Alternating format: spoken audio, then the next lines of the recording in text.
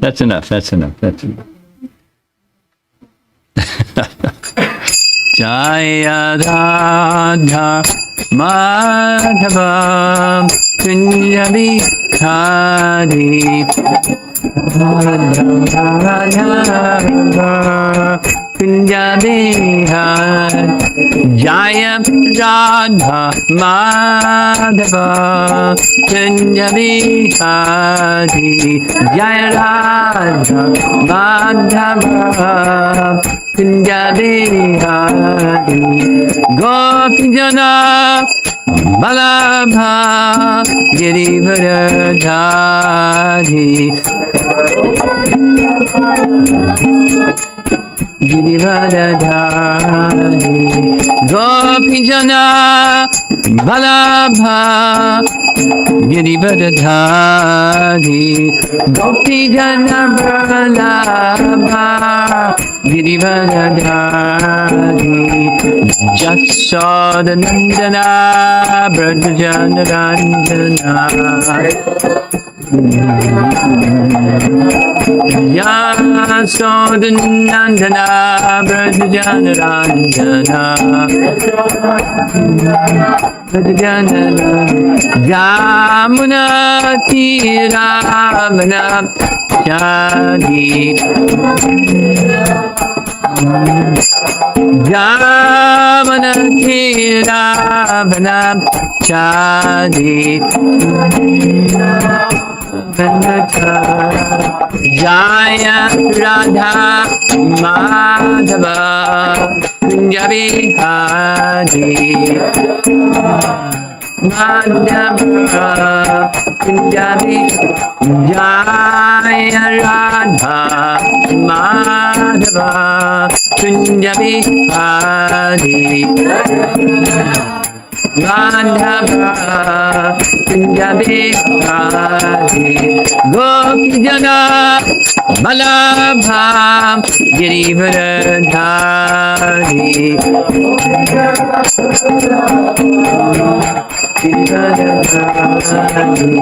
Gopijana Balabha Girivardhari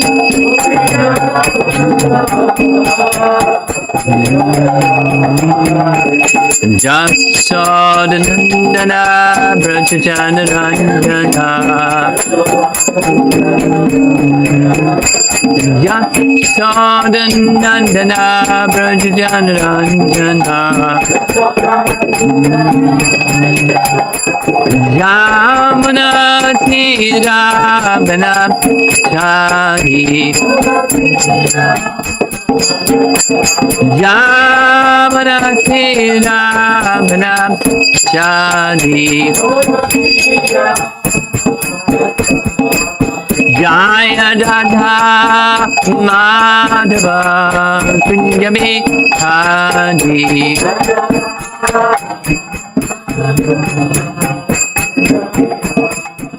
Jaya Radha Madhava Kunjabi Hari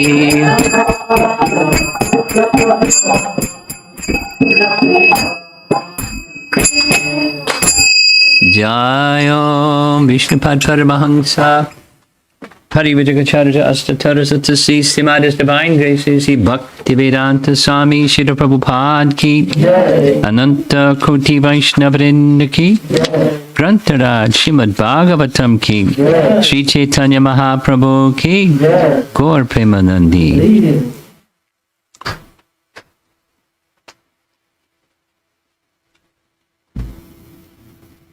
Om Namo Bhagavate Vasudevaya Om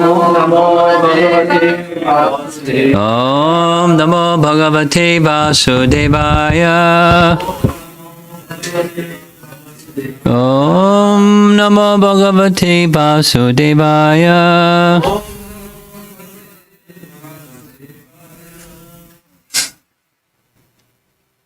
We're reading from Chaitanya Bhagavata.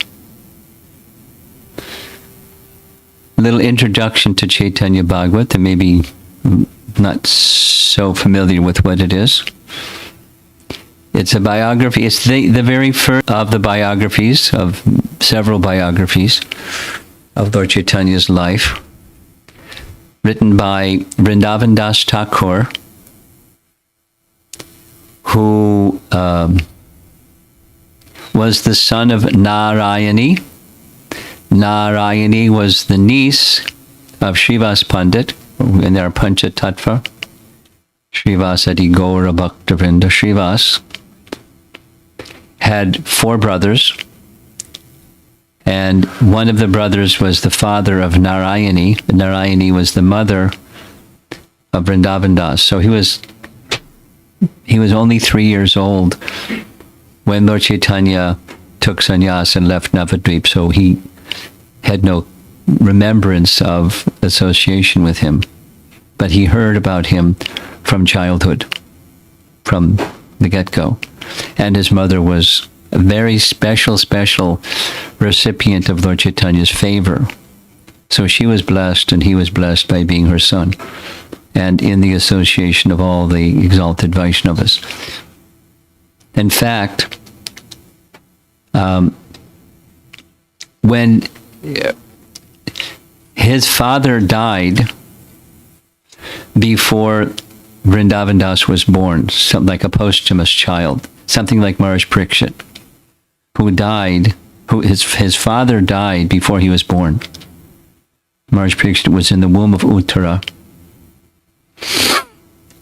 Abhimanyu was killed on the battlefield.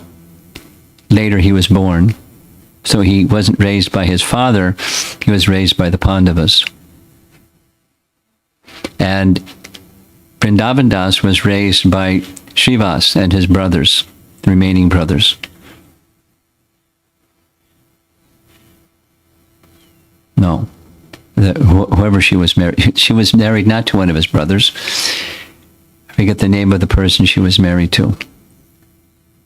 Anyway, so she stayed at the home of her uncle, her father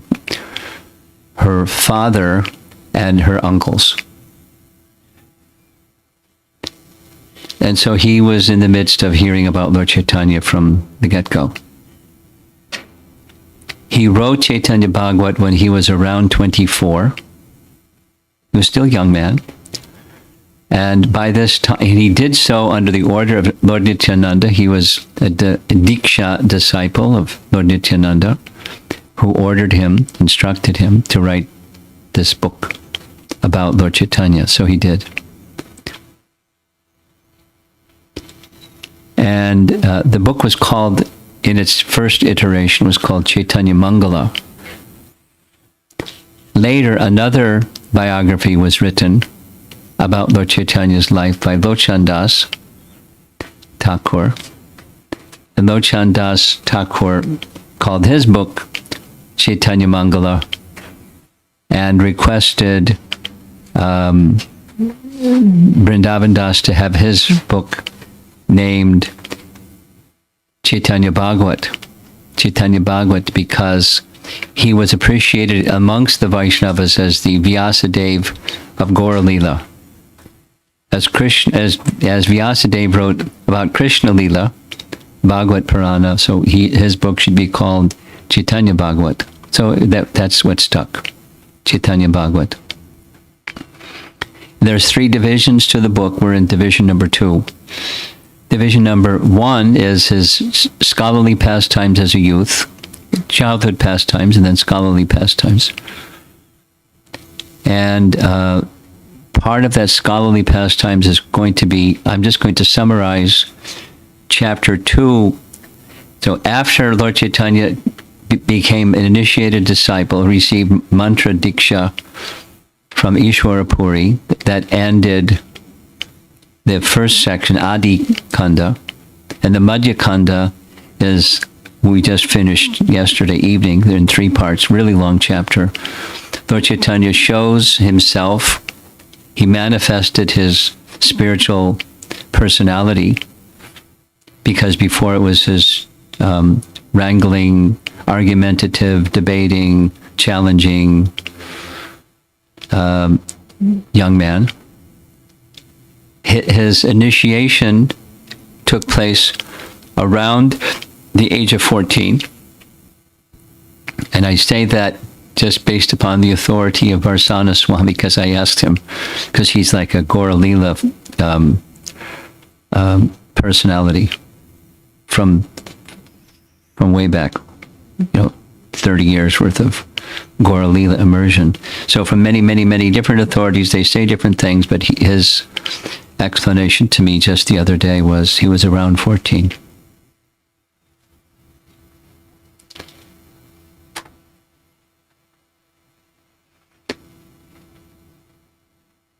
So the chapter 1 of Madhya Lila was manifesting his devotional personality as opposed to the student personality, and then his teachings on Nam Sankirtan. So that's what we discussed. Chapter 2, I've already covered, so I'll just make a mini summary. Before coming here to New Jersey, I was in few other places. So anyway, in Chicago, in Naperville, we discussed chapter 2, which is the Mahaprakasha Lila. It's called The Lord's Manifestation at the House of Srivas and the Inauguration of Sankirtan. So in the House of Srivas, there was the envious people, there's devotees, and there's the envious people. The envious people were saying envious things, bad things, vilifying the devotees, vilifying Srivas, saying tear his house down, he's going to bring ruination. And he wasn't worried about his house, he was worried about the Vaishnavas. So a rumor was deliberately spread. The king has found out, and the king is coming with a whole army here to Navadvip. He's going to knock down the whole city of Navadvip. We should, take Srivas and his whole family and dump them in the Ganga. That was like so he was intimidated out of concern for the Vaishnavas. Lord Chaitanya knew, a quick summary, Lord Chaitanya knew, because he's omniscient and he also heard. So one morning, he was walking along the side of the Ganga. People were bathing in the Ganga in the morning hours. He saw on the other side of the Ganga some cows grazing. And he got into a Vrndavan mood, and he went straight away like a lightning bolt to Srivas Thakur's home, who was doing his morning puja. He had him stop his puja, sat on the altar, and said, Srivas, worship me. He showed, I'm the Supreme Lord. And many things happened that included at the end having Narayani bring your niece, 4-year-old girl. Narayani, chant Krishna's name in ecstasy of love of God. And she did. And went rolling on the ground and calling Krishna's name wildly, and many other things happened. And so the point was, Srivas, I'll protect you. Don't be in any anxiety. I've shown, he didn't say, I've shown you my divinity, but he was showing his divinity. And he felt protected, he felt relieved of all that anxiety. And then the evening Sankirtan started from that point on in the house of Srivas. And it was, it went on for hours, and then it went on all night, and it was really loud, and people were complaining, and all of that. So that's a summary of chapter 2. Chapter 1, he's opening the door for Nam Sankirtan, and chapter 2 it begins in the house of Srivas. House of Srivas means it's like an extended family thing, where there's a boundary wall. You can go there today, and there are multiple families that are living within the boundary wall, and their servants and everybody. And they were all, whatever their social position was, they were very elevated Vaishnavas, including the servants, very elevated, because they saw Lord Chaitanya performing his Sankirtan. Who can imagine how fortunate that was? So now the title of chapter 3, and by the way, I'll make this mention for those of you that haven't heard this so far. He two things. His writings are authoritative, that is, these are events that actually took place. And the Vaishnavas of his time and until today, they accept these are events that actually took place. There's no exaggeration or hyperbole or fanciful anything. It's actually what took place authoritatively. And the second is he's not a scholar. He's a storyteller. And his style is spontaneous exposition. He doesn't try to help a non-devotee audience get it or be convinced by it. He just riding on the waves of spiritual ecstasy and expressing it for a devotee audience to nourish their faith in Lord Chaitanya and feel delight hearing.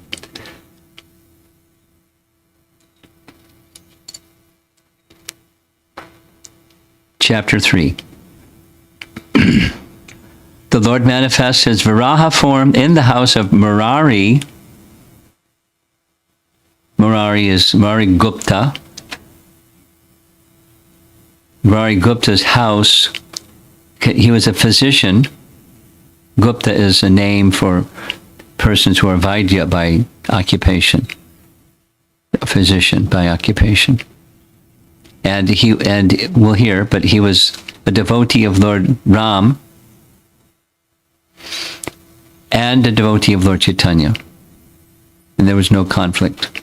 Because we heard previous chapters where Krishna, Lord Chaitanya speaking of chant Krishna's name, chant Krishna's name.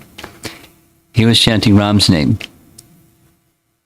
And so Lord Chaitanya tested his love and he passed the test. He couldn't give up Lord Ramchandra because Lord Chaitanya had asked him to. He couldn't. Lord Chaitanya was very pleased. We'll hear. And his meeting with Lord Nityananda. All glories to Vishvambar, the beloved Lord of all. All glories to Lord Nityananda and Gadadhar. All glories to the Lord who is controlled by his devotees headed by Advaita. O Lord, please award me your devotional service and deliver this humble servant. In this way, Shri Gaurasundar floated in the ocean of devotional happiness in the company of his associates. All the Lord's servants were like his very life. He cried while holding their necks and chanting the name of Krishna.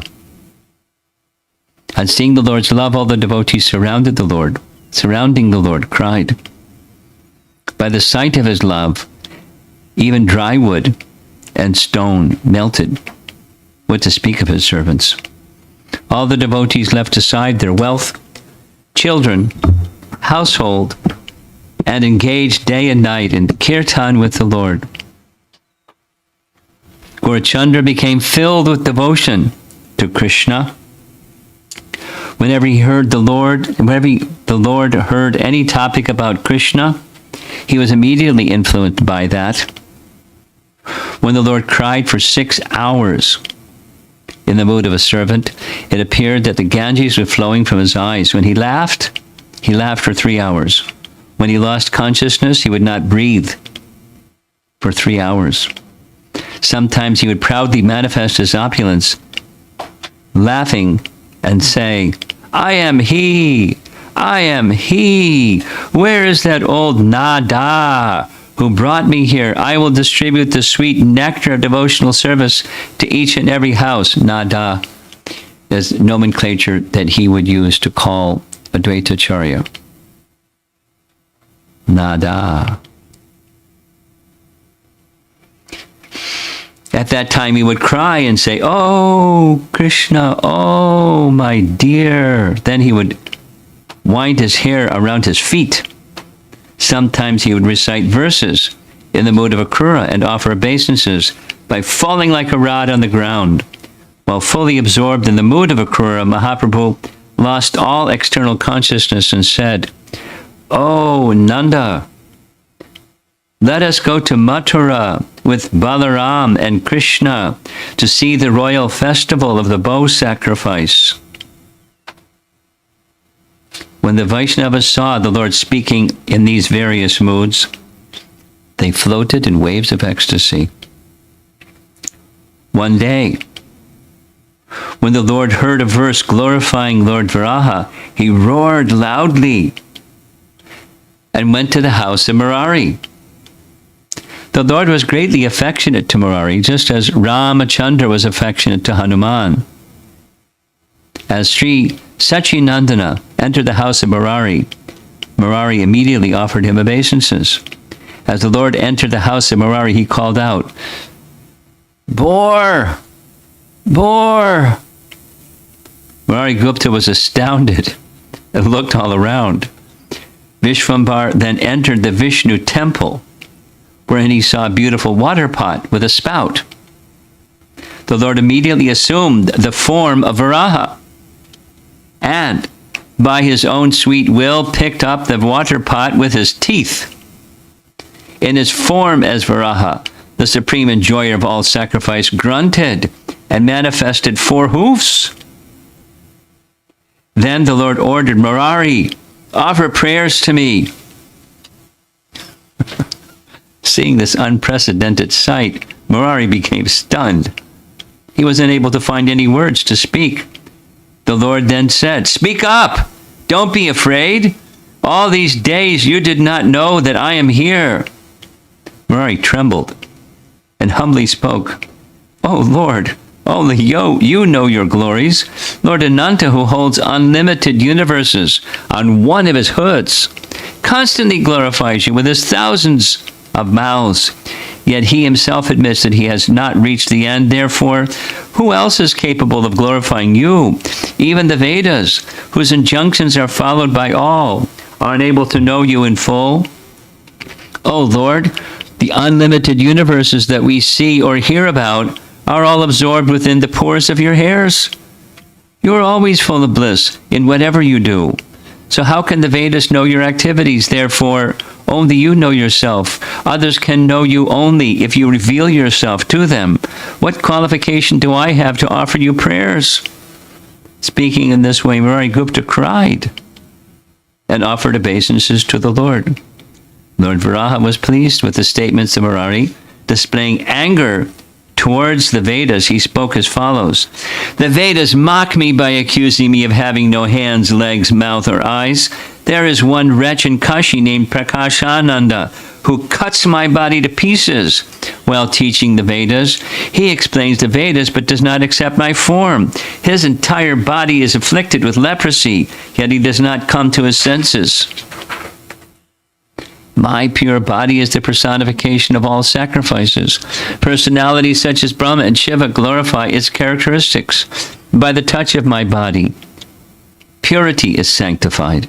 So how can that wretch say that my body is false? Oh, Murari Gupta, listen as I tell you the essence of all doctrines. I will disclose confidential purport of the Vedas to you. I am Varaha, the enjoyer of all sacrifices and the essence of the Vedas.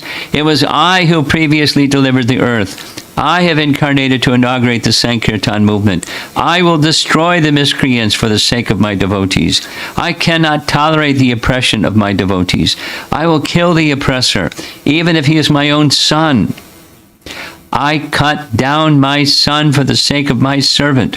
I'm not telling a lie. Oh, Gupta, listen attentively. When I was delivering the earth, she became pregnant by my touch. I begot a powerful son named Naraka, and I personally instructed him on religious principles. My son became a great king, and he properly maintained the demigods, the twice-born, the gurus, and the devotees. By providence, he fell into bad association with Bana and began to take pleasure in oppressing the devotees. By providence, he fell. I cannot tolerate the oppression of my servants, so I cut down my own son to protect my servants. You have served me birth after birth. Therefore, I have disclosed these truths to you. On hearing the words of the Lord, Murari Gupta became overwhelmed and began to cry. All glories to Gaurachandra in the association of Murari. All glories to Varaha, the Lord of sacrifice and protector of his devotees. In this way, the Lord revealed himself to all of his servants at each of their houses. When the servants recognized their Lord, their hearts became filled with bliss. They no longer feared the atheists, and they freely and loudly chanted the names of Krishna at all public places. In the company of the Lord, the devotees happily engaged day and night in chanting the holy names. As the devotees assembled together, except Nityananda, Gaurachandra became unhappy on not seeing his brother. Vishvambar constantly remembered Nityananda, and Nityananda, who is none different from Ananta, could understand this. In this connection, please hear the narrations regarding Nityananda. Now remember, he's his disciple, and he has this ecstatic expression of love for Nityananda as he has for Lord Chaitanya, equally. The instruction was from Nityananda to write a book glorifying Chaitanya Mahaprabhu, but he doesn't stop there. He can't help himself. He's this ecstatic devotee, and Nityananda's name comes up, and he's going to go for it.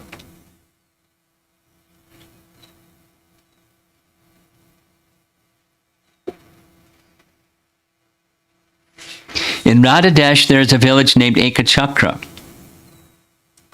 where Lord Nityananda took birth. Near this village, there is a deity of Maudeshwara Shiva that was worshipped by Nityananda, Haladar. In this village lived a Brahmana named Hadai Pandit, that's the father, who was greatly renounced and full of compassion. His wife's name was Padmavati. She was a great Vaishnavi and the mother of the universe. Both the Brahmin and his wife were most magnanimous. In their house, Nityananda took birth. Nityananda was the eldest of their sons. On seeing all his auspicious symptoms, one's eyes were satiated. His childhood pastimes have already been described in Adikanda. If I narrate them again, this book will become voluminous. In this way, Lord Nityananda engaged in blissful pastimes as he lived for some days in the house of Hadai Pandit. Nityananda Prabhu then decided to leave home, but his parents, feeling distress in his absence, did not leave him alone. If Nityananda's mother did not see him for a moment, she considered that moment to be equal to a yuga, and his father considered it even longer. Hadai Ojha, that's his family name, so Hadai Pandit was his title, Hadai Ojha, could not go anywhere without Nityananda, even for a moment, whether farming, in the house of his disciple, in the marketplace, or on the road. Whatever he was doing, he would glance at Nityananda 100 times every minute. That's like more than once every second. Out of fear that he might leave.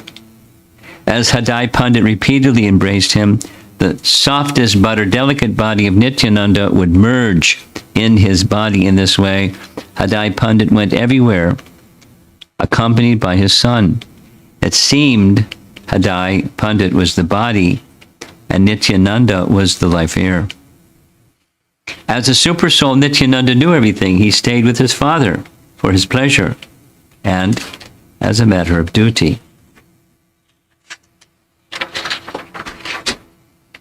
One day,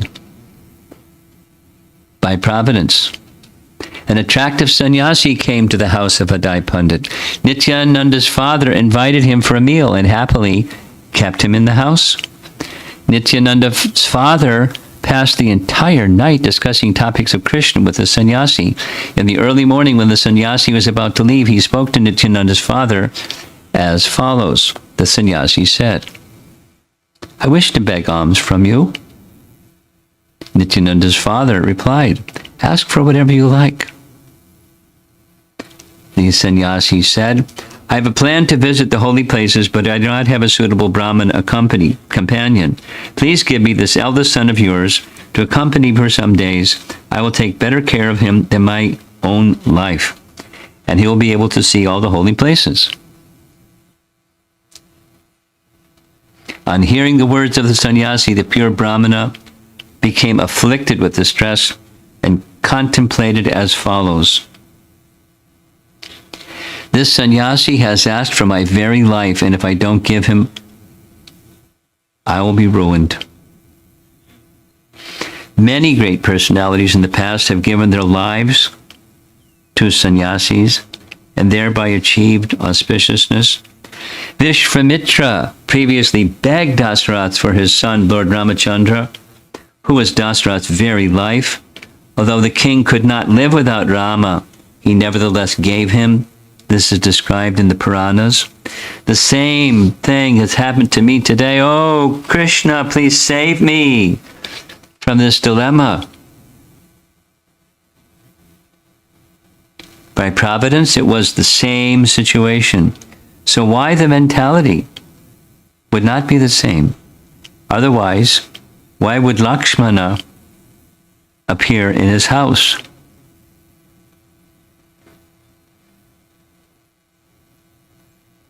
After contemplating in this way, the Brahmana went to his wife and explained the situation in detail.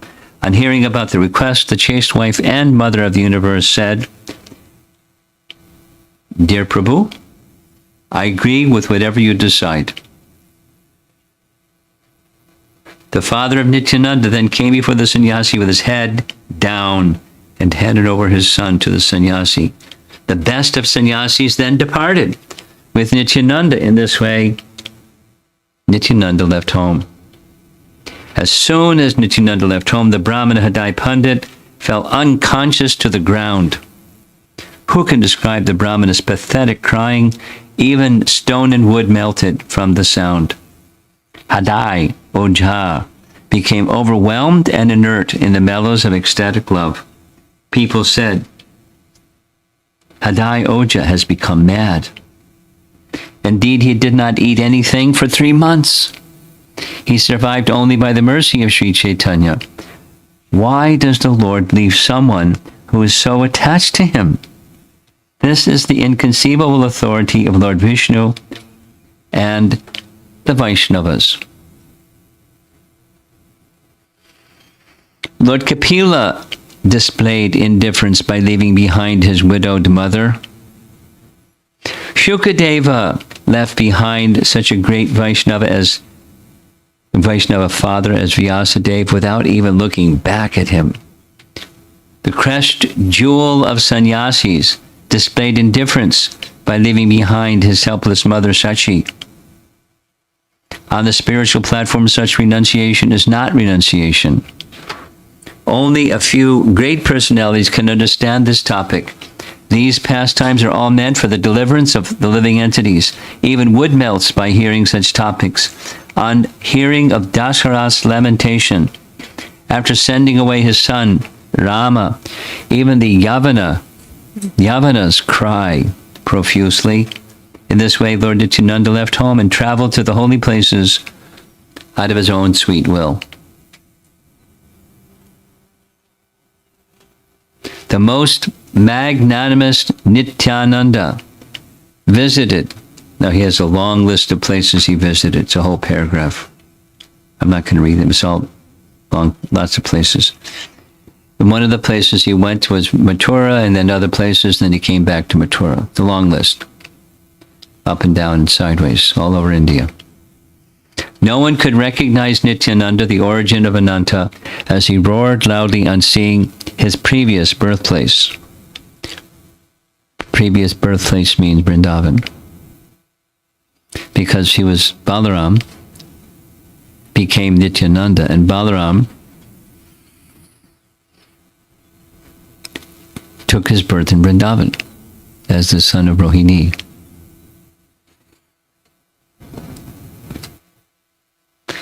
He remained always in the mood of a child without displaying any other mood, and he sported in the dust of Vrndavan. He never endeavored for his meals and repeatedly rolled in the dust of Vrndavan in the mood of a child. No one could understand his magnanimous characteristics.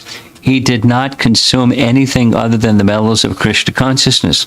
On some days he drank some milk if someone offered him without asking. In this way, Nityananda Prabhu resided in Vrndavan, while in Navadvip, Gaurachandra revealed himself. The Lord constantly engaged in Sankirtan in great happiness, yet he became unhappy on not seeing Nityananda. So now, that was a little digression because that same sentence was written some pages before.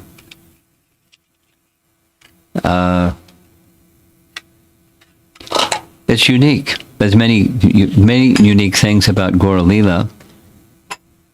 When we understand that Krishna and Balaram were brothers, Ram and Lakshman were brothers, and these two they hadn't met yet.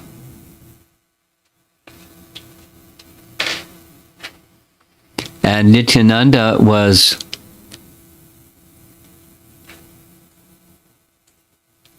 "12 years older. He was older, the older brother, but 12 years older. By material calculation or solar years kind of calculation. But the kind of affection between Lakshman and Ram, astounding. The affection between Balaram and Krishna, astounding. But what was he waiting for? Because the chronology was, he was around 32, something like that. Again, this was a Varsana Maharaj question I asked. How old was Lord Chaitanya when Nityananda came?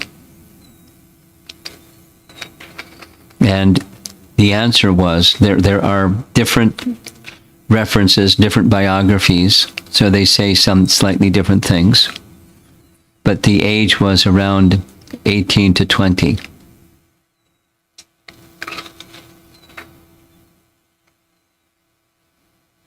So that means that the tour of holy places that Lord Nityananda went on lasted for 6 to 8 years. And a major portion at the end was in Vrndavan. And there are places when you go to Vrndavan,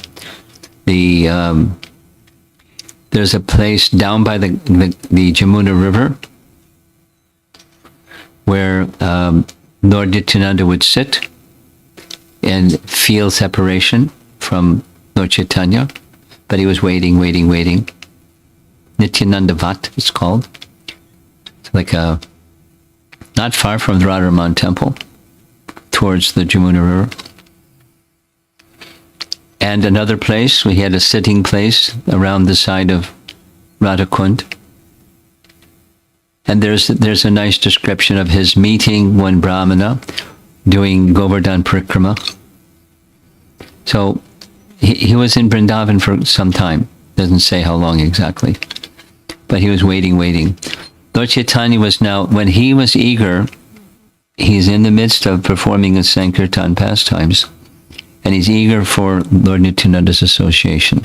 So guess what? He comes.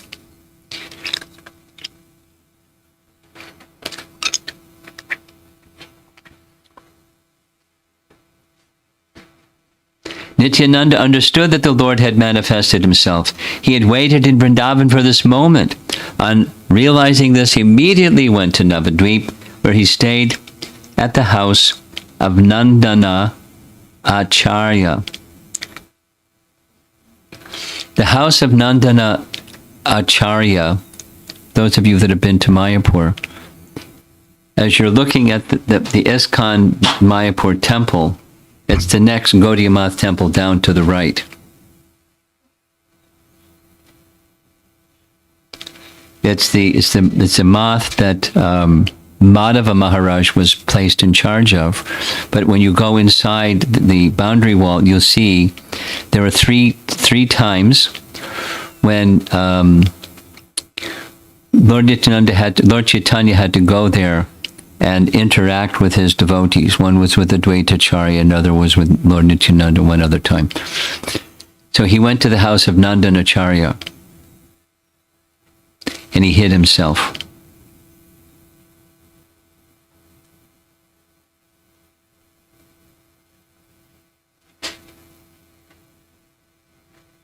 Nandanacharya was a Mahabhagavat. He saw that the bodily effulgence of Nityananda was equal to the sun.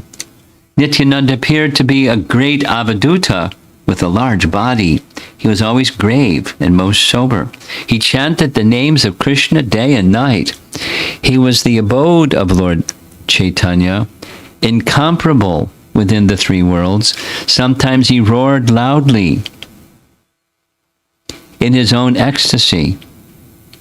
He appeared greatly intoxicated, just like the incarnation of Balaram. The effulgence of his teeth defeated that of pearls, and his two broad, reddish eyes increased the beauty of his face. His hands stretched down to his knees, his chest was high, his two soft lotus feet were expert in movement. He spoke to everyone with great compassion. On hearing the words from his lotus mouth, one's bondage due to fruitive activities was destroyed. When Lord Nityananda arrived in Madhya, there were shouts of joy all over the world. Who can describe the glories of that Lord who broke the sannyas danda of Gaurasundara? The entire universe is purified by chanting the names of He who delivered the fallen, the foolish, and the merchants. Nandanacharya welcomed Nityananda Prabhu, fed him, and kept him in his house. Anyone who hears about the arrival of Nityananda in Navadvip will certainly receive the wealth of love. When Vishvambar understood that Nityananda had arrived, he became unlimitedly joyful at heart. On some pretext, the Lord had previously given the Vaishnavas some hint about Nityananda's arrival, yet none of them had understood. Lord Chaitanya said, "Oh, brothers, within 2 or 3 days, some great personality will come here." By providence, after worshipping Vishnu that same day, Gaurasundar soon met with all the Vaishnavas. The Lord told everyone, "Today I have seen something wonderful in a dream, a chariot adorned by a flag marked with a palm tree, and expert in bestowing the essence of life to all people arrived at my doorstep. Within the chariot I saw someone with a huge body. He held the post on his shoulder, and his movements were unsteady. In his left hand he carried a water pot wrapped with cane. He was dressed in blue garments, and his head was decorated with a blue cloth. His left ear was decorated with charming earrings. By his characteristics, I could understand that he was none other than Haladar." He repeatedly inquired 10 or 20 times, "Is this the house of Nimai Pandit?" He was dressed like an avaduta and appeared to be most powerful. I've never seen such a personality before. I was filled with respect on seeing him, and I asked, "Which great personality are you?" He smiled and said, "I am your brother. Tomorrow we will meet." I became most pleased by hearing his words, and I considered myself to be identical with him. While speaking in this way, the Lord lost his external consciousness and roared loudly in the mood of Haladar. The Lord repeatedly cried out, "Bring wine! Bring wine!" His cry was so loud that everyone's eardrums were almost broken. Srivas Pandit said, "Please hear me, O Gosai. The wine that you are demanding is available only with you. Only one whom you give it can have it." The devotees were trembling as they looked on from a distance. All the Vaishnava contemplated there must be a reason for this. The reddish-eyed Lord recited poems and laughed as his body swayed back and forth like Sankarshan. After a while, the Lord returned to his normal state. Then the friend of Rama began to explain the meaning of the dream. It appears to me that some great personality has arrived here. I have already previously informed you that we will soon meet a great personality. Oh, Haridas, oh, Srivas, go immediately and see who has come. So these two messengers. On the order of the Lord, the two Mahabhagavatas happily searched throughout Navadvip. While searching in this way, they confided in each other. It seems Lord Sankarshan has come. Overwhelmed in ecstasy, the two looked everywhere but were unable to get any indication of where he was. They looked all over Nadia for 9 hours without finding anyone, and then returned to the Lord. The two informed the Lord, "We have not found anyone new. We have searched the residence of Vaishnavas, sannyasis, and grahastas. We have even gone to the houses of atheists. We have looked all over Navadvip, but we did not go outside Navadvip." Gaurachandra smiled as he heard their report. By this pastime, he revealed that Lord Nityananda is most confidential. Some persons sing the glories of Gaurachandra in this incarnation and run away when they hear the name of Nityananda. If one worships Govinda, does not respect Lord Shiva, as a result of this sin, he will go to the abode of Yamaraj. In this incarnation, Lord Nityananda is most confidential. One can see him only when Lord Chaitanya reveals him. The progress of anyone who blasphemes him without understanding the depth of his characteristics is obstructed, even if he achieved devotional service to Vishnu. Devotees like Srivas certainly know the truth regarding Lord Nityananda, but for some curious reason, they could not find him.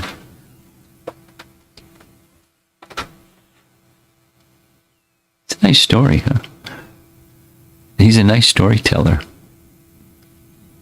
After a while, the Lord smiled and said, "Everyone come and see him with me." All the devotees happily went with the Lord while chanting, "Jaya Krishna." Sri Gaurachandra left the devotees at the house of, led all the devotees to the house of Nandana Acharya. Sitting there was one great jewel-like personality. Everyone saw that his effulgence was like that of 1,000,000 suns. No one could understand his internal mood. He was absorbed in happiness from his meditation and continually smiled. Understanding his pure devotional mood, Vishwambar and the devotees offered him obeisances. Everyone then stood there watching him in awe and reverence without speaking a word. Mahaprabhu Vishwambar stood directly in front of Nityananda, who immediately recognized the Lord of his life. The form of Vishwambar was as attractive as that of Cupid. He was decorated with divine sandalwood pulp flower garlands and garments. How can the luster of shining gold be compared with his body? Even the moon desires to see his face.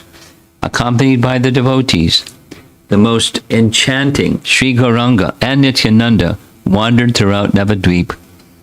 The value of pearls is minimized on seeing his beautiful teeth, and one loses consciousness on seeing his tied-up hair. One who sees his elongated lotus eyes wonders whether other lotuses even exist. His hands reach down to his knees, and his raised chest is adorned with a thin, white Brahmana thread. His forehead is beautified with marks of tilak, and his entire body looks most enchanting, even without ornaments. What is the beauty of millions of jewels compared with the beauty of his toenails? What is the use of nectar when we can see his smile?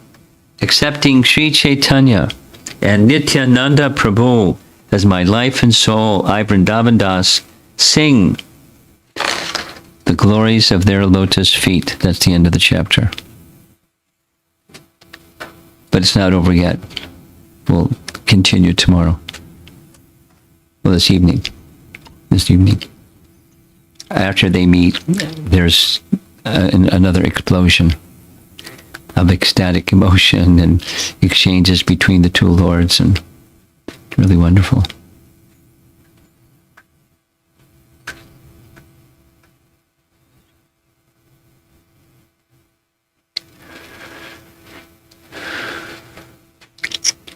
Reading Ramayana and reading Chaitanya Bhagavata have very different mood. Very different mood.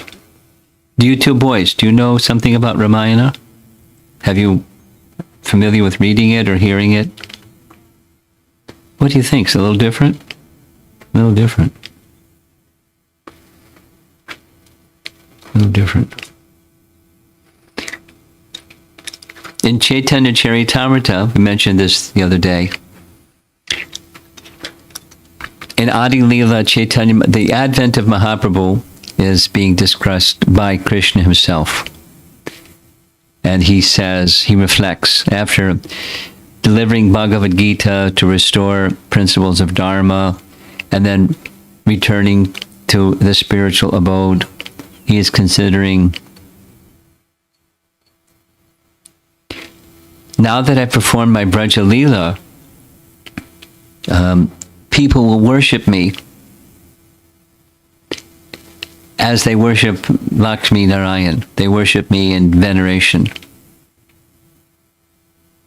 But by that worship of veneration, they will not experience the fullness of my Braja Lila. They won't be able to enter my Braja Lila. And so he contemplated what to do. So a decision what to do was to enter the world and perform pastimes that even the Vedas, even in Vaikuntha, they've never heard before. They've never understood. So it's that kind of, like, what is this?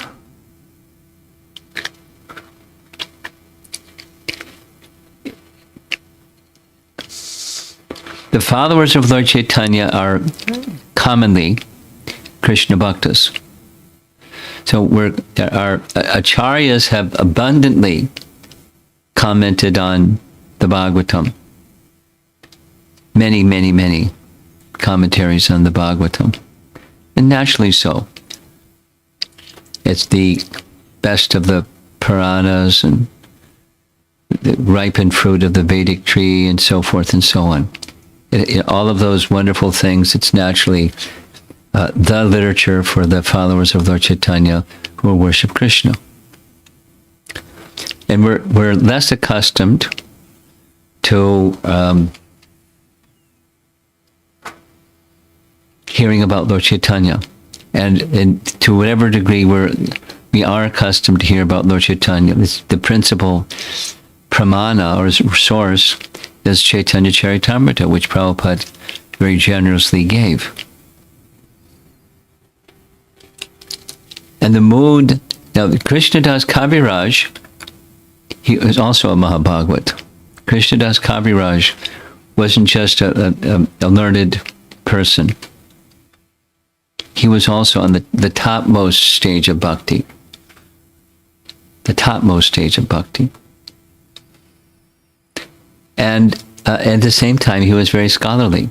That's one of the reasons why they wanted him to write Chaitanya Charitamrita, because he knew inside and out everything. And the message was it would be lost. What will the future generations know about Gaura Lila if you don't write this down? And you're the qualified one to write it down, so please write it. They were appealing to him. And he was not feeling qualified. But they ordered, and so he went to all the sadhus in Vrndavan and asked for their blessings, and they more than gave their blessings. So he wrote it.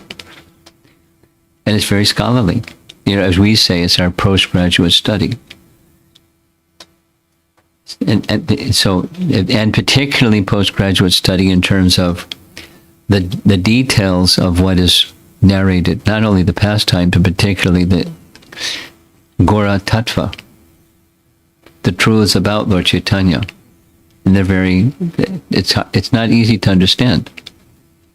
How do you understand something that's so otherworldly? We have little pea brains. What's our capacity to understand? But so the process of understanding is the cleansing and awakening of our dormant Krishna consciousness in the association of such an ecstatic personality as Vrndavan Das Thakur.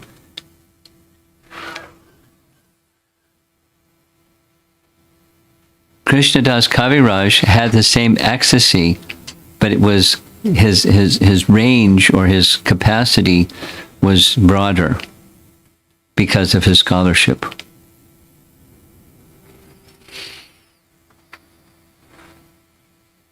It reminds me a little bit of Rupa and Sanatan Goswami. Their scholarship was awesome. At the same time, they could write. They did write. And Raghunath Das Goswami wrote about pastimes and so forth that are very mysterious, not found within the similar to what Lord Chaitanya, what Krishna said about his pastimes as Gora, not found within the Vedas. Not because it's otherworldly. Not just, like Vaikuntha description is there, but it's even beyond Vaikuntha. So like, what's beyond Vaikuntha? And how do you describe it?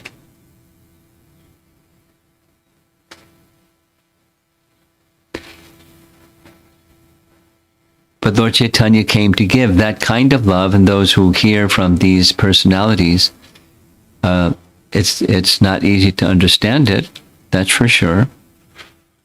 But it moves the heart, that's for sure. And I can just share this. Starting with Adi Kanda, even before I came to the East Coast, we started with Chaitanya Bhagavata, and chapter by chapter by chapter by chapter. And it has a cumulative effect.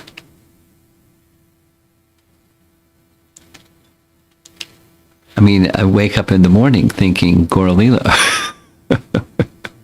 Some specific, pastime that I heard from the previous day or days, and then pondering over, explanations and so forth. It's so what to speak of Vrindavan Das that heard this from childhood. Nothing else. Immersed in Gaura Lila. And we're getting the opportunity to hear from him. And he's a very attractive person.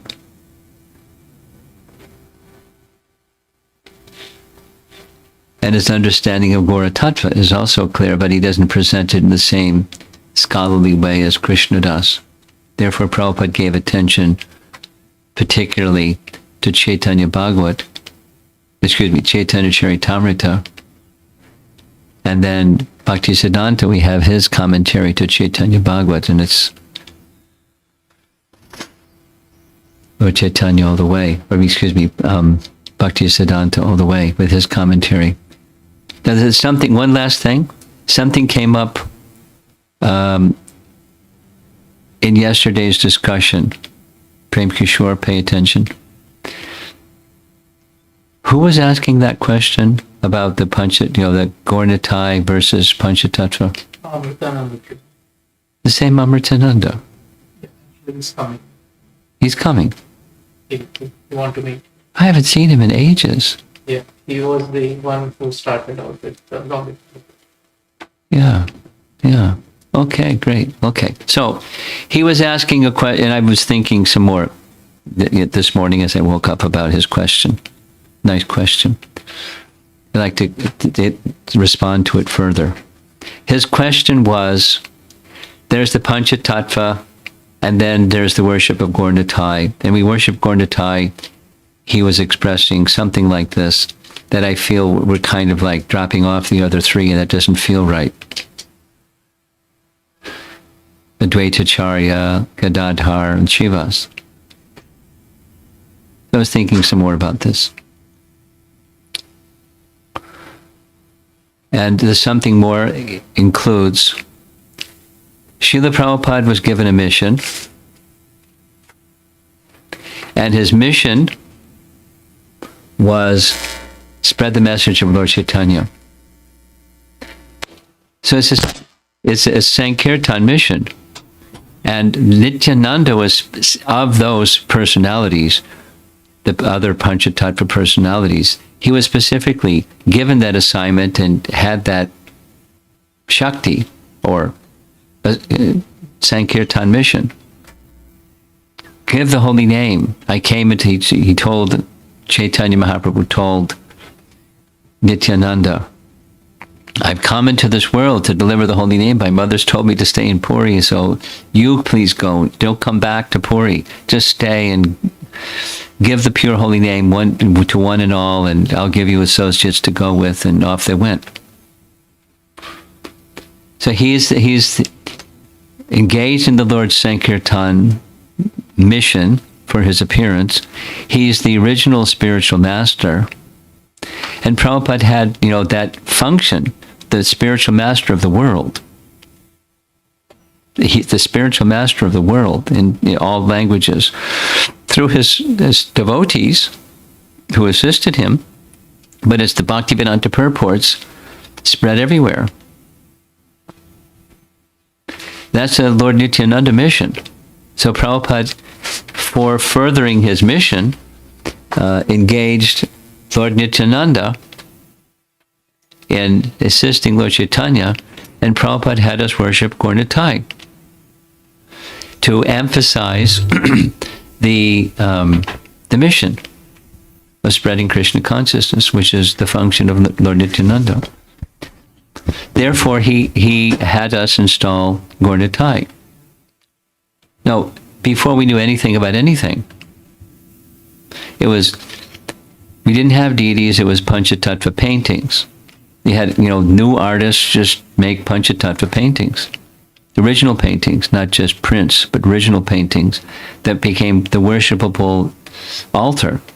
He called it Guru Gauranga altar. It was the mission. But when it came to deities, it was Gaura. It's the mission. And then later, and there are temples that just have Mahaprabhu deity. But my answer to Amritananda yesterday was, when you think of Lord Chaitanya, you think of Panchatattva. And when you think of Gaura, you think of the mission part of Lord Chaitanya, the Panchatattva. But it's all included within Lord Chaitanya. So in some places, Prabhupada authorized, you could just worship Gauranga along with Radha Krishna. It's not so prevalent, but Prabhupada authorized it, and it's being done. So it's not like, to the exclusion of the other four, to the exclusion of the other three, because within Gauranga is the Lord Chaitanya in 5 features.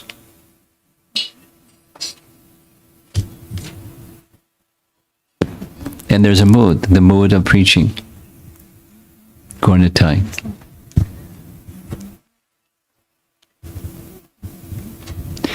There's another example of this, a different one, 2 different examples.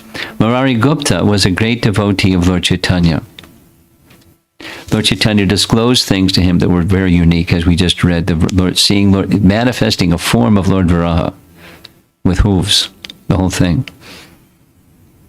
Very intimate associate of Lord Chaitanya, but he was a devotee of Ram. And, historically, there's another nice example, and that is the original commentator in Srimad Bhagavatam's name starts with an S. Sridhar Swami. And Sridhar Swami's worshipable deity was Lord Nrsingadev. Now, when he commented on Srimad Bhagavatam, he certainly understood Srimad Bhagavatam and the 5 rasas and the special position of Krishna and the special position of Krishna in Vrndavan. He had, his knowledge and his heart encompassed all of that. but he had Lord Sringadev as his Ishtadev. It's not a contradiction. It's a particular kind of worship. So one may have Gauratai, and that's fine. In following our founder Acharya, it's fine. Because it says, preach the message of Krishna consciousness, which is one of the refrains of ISKCON.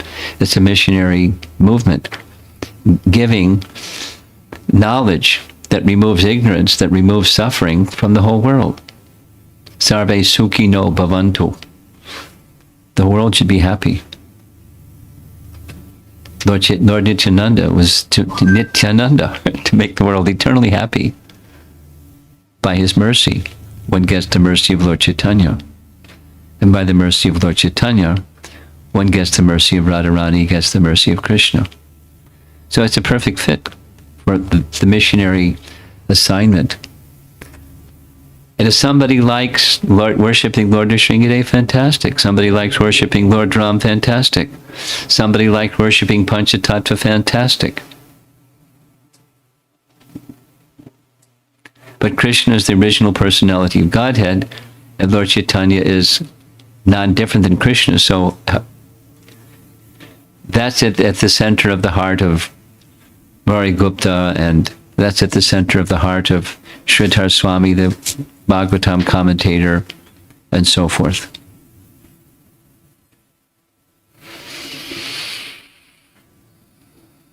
Okay, so that's topic for this midday. Let's see if there's some discussion. Hare Krishna, Guru Maharaj. One clarification.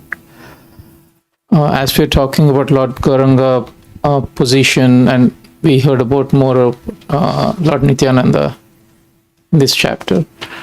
So, is the understanding correct that in Goloka, we do have a space for Gauranga? Oh, yeah. It's in Canto 3, 26th chapter, I think. I don't know how to understand that. To explain the other devotees, to understand and also to explain, if you can elaborate on that. I don't know about Canto 3, chapter 26. I do know about Brahma Samhita and Bhakti Siddhanta's commentary on Brahma Samhita. And the eternal abode of Lord Chaitanya Mahaprabhu is in Goloka Vrndavan, a section called Svetadweep. Because we find in Chaitanya Bhagavata again and again and again reference to Svetadweep.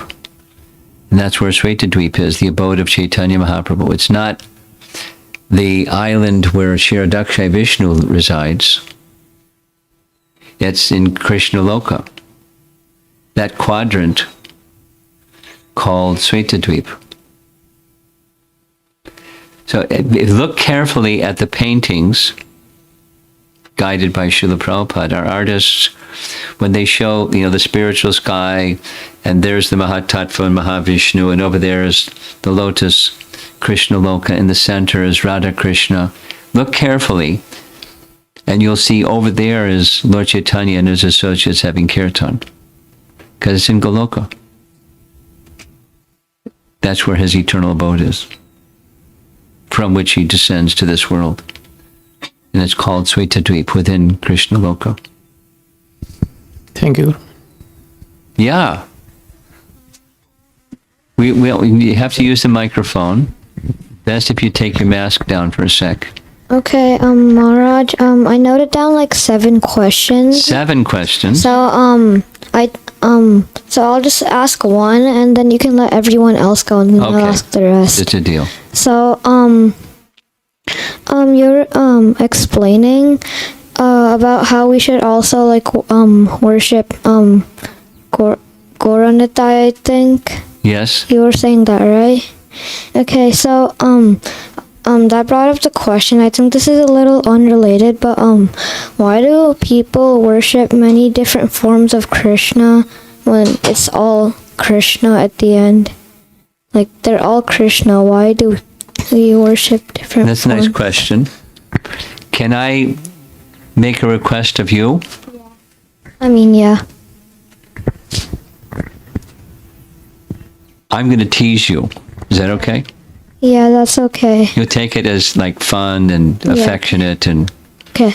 so there's a really nice devotee, a little younger than you in Boston, and she's very bright, and when she gets the microphone, she says, like you just did, about 15 times.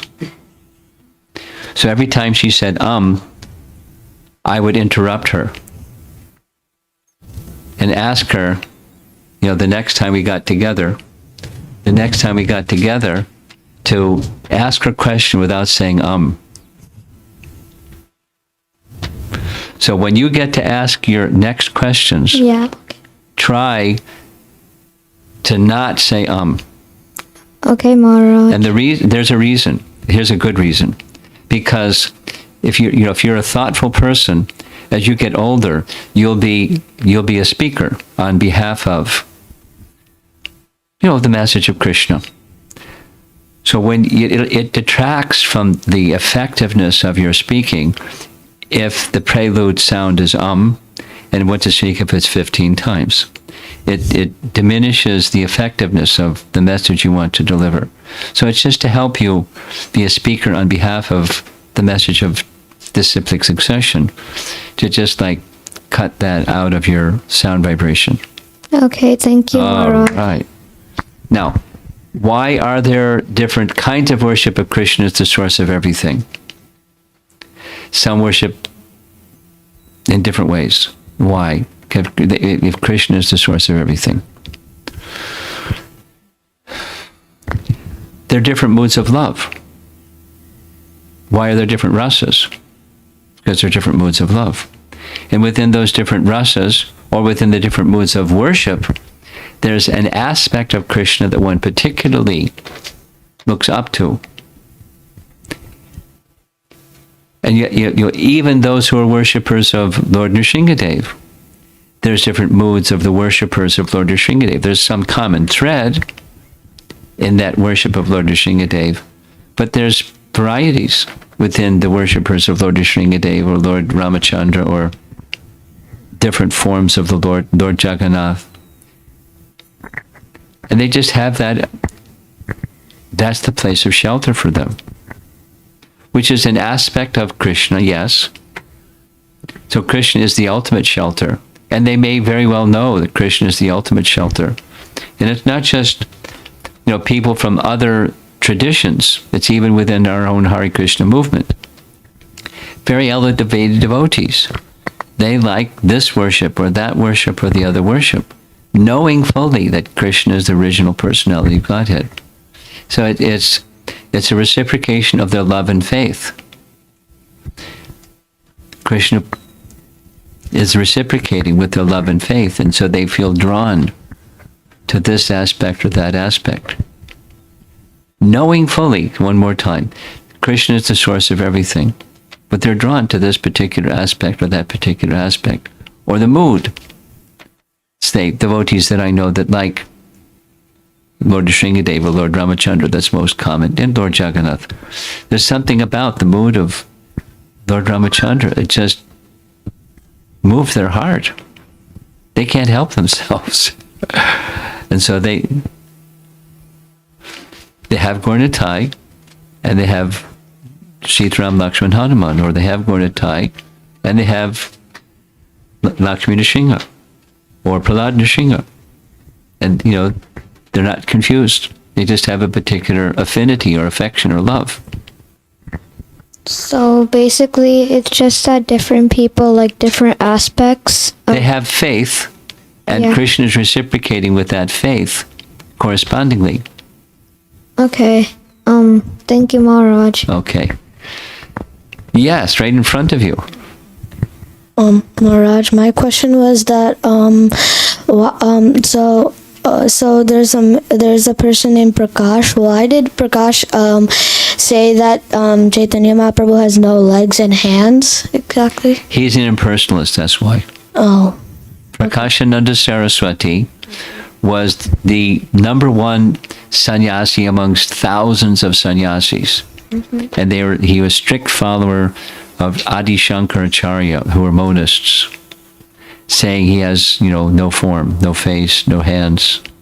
They're impersonalists. That's why. Okay, thank you, Maharaj. Okay. Anything else in the back there? Yeah.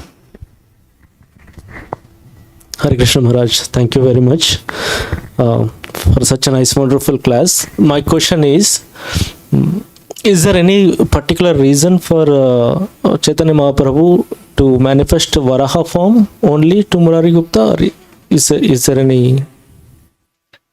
At different times, he had different moods, prompted by his spontaneous ecstasies. So that's the special purpose is sometimes and sometimes and sometimes. Sometimes it was the mood of Lord Shiva. Sometimes it was the mood of Lord Varaha. Sometimes and sometimes, because everything is within him, and sometimes something would come out. So just by seeing the There's no particular prompt. It's just his spontaneous ecstatic expression. Okay, Maharaj, thank you. That was.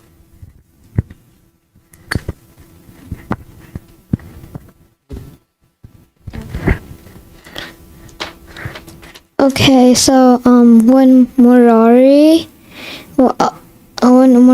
Gupta was listening to the stories that Varadev was telling him, was sorry for saying if, Habits don't die quickly, but you practice. yeah, okay. We're not going to laugh at you. Okay. He was explaining the story of how Krishna and Bhumidev had a child, and it was Naraka. Yes. I think so. Did you follow all of that? Yeah. So I was just wondering, why did Naraka enjoy oppressing Krishna's devotees if Naraka was Krishna's son? Why? Yeah. Why not? Because it was his father's devotees. So, shouldn't he, not do that? I didn't get it. So, I was just wondering why Naraka liked oppressing his own father's devotees. Why Naraka was his own father's devotee? The question is, Maharaj, that Narakasura is the son of Varaha. So why he was oppressing Krishna's devotees? Because he is coming from he should respect his father's devotees.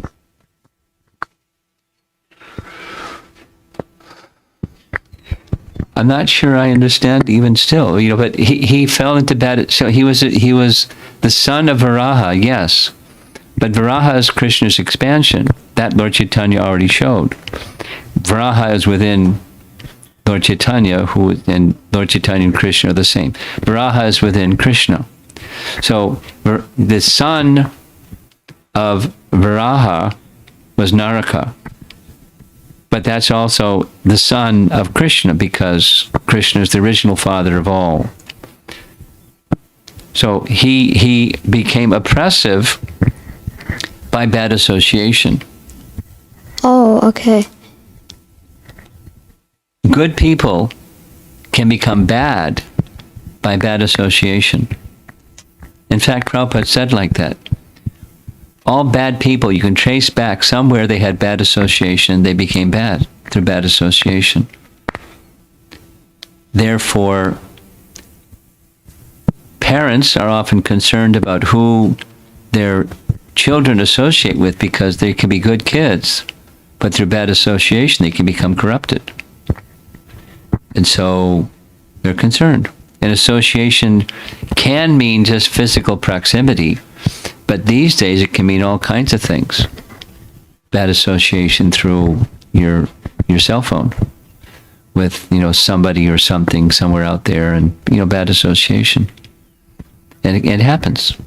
People do bad stuff because, they're good people, through bad association. That's how it happened. Okay, thank We you. have another question over here. I don't know your names, but Maharaj, my question. I'm just reminding you. No. My question is that why did Krishna take the form of Vrndavan to put the earth in his place instead of his own Instead of what? Instead of his own form. That's a similar question to the question before. It's just within Krishna is everything, correct? And including within everything is Lord Varaha, and that feature of that mood of Lord Varaha rescuing the earth came spontaneously. Voila. You know that word? It's a French word. There it is. Voila. So it just came spontaneously. There wasn't a prompt. So he was showing one of his moods as the source of everything, being one of those everythings being Lord Varaha. And he wanted reciprocation with Murari. Offer prayers. And he was... Imagine seeing the form of Lord Varaha standing in front of you. And it's somebody that you know, looking like Varaha. Not a costume, but look, So he was astounded. So it was to stimulate the love of Murari and to show, some part of the totality of everything that's within him before the eyes of his dear intimate devotee Murari. Okay? Okay. Thank you, Maharaj. Okay, in front of you. Maharaj, I had a quick question. So when Chaitanya Mahaprabhu went unconscious, why didn't he breathe when he was unconscious, and why did he... Why did he do what? Speak slower. Okay. So when Chaitanya Mahaprabhu went unconscious... Why did he stop breathing? Yeah, why did he stop breathing, and why did he do that for exactly 3 hours? Why not 4 or 5 or... And we don't know why. Oh, okay. It's just, it was to indicate it wasn't a flash, it was a sustained ecstasy. And as far as the stopping breathing, that happened when Lord Chaitanya entered the Jagannath temple, if you remember. He stopped breathing. And remember Sarvabhauma wanted to check him out, see if he was cheating, pretending. Remember what he did? Little fibers of cotton in front of his nostrils, and life air was suspended. That's trance.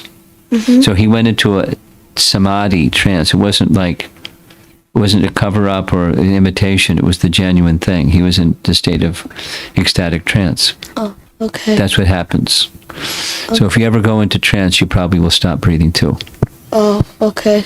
But you may not have to worry about that. Okay, thank you, Maharaj. Let's see if there's somebody else besides the kids.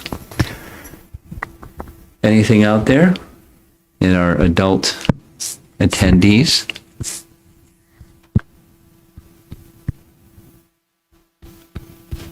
You have something, Mataji? Yes, the Mataji in the back. Could you pass the microphone to all the way the back? You have something?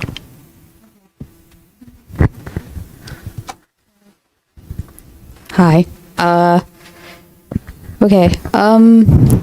I think I have a comment to make and then a question. I think my comment is in the story or the pastime that you were telling us. Sorry.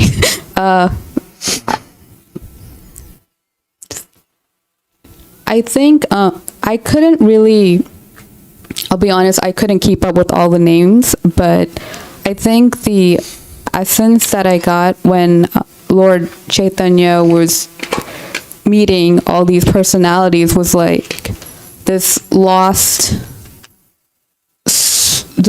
soul connection being found, and how it's to experience connecting with a soul brother or a soul sister. Yes. On a spiritual platform. Yeah. And basically modeling that for all of us because... Yes. You got it. Yeah. You got it. And and how that soul connection in his ecstatic mood and how he reacted or responded is basically goes beyond the material conception. Yes, exactly. And yeah, I just got that part. I mean, it's like Krishna and Balaram meeting for the first time, but Yeah. they grew up together. They were like so tight with one another. They were inseparable. It was said that in Ramchandra's, he wouldn't eat unless Lakshman was there eating with him. He wouldn't eat. They were inseparable, day and night and night and day and day and night.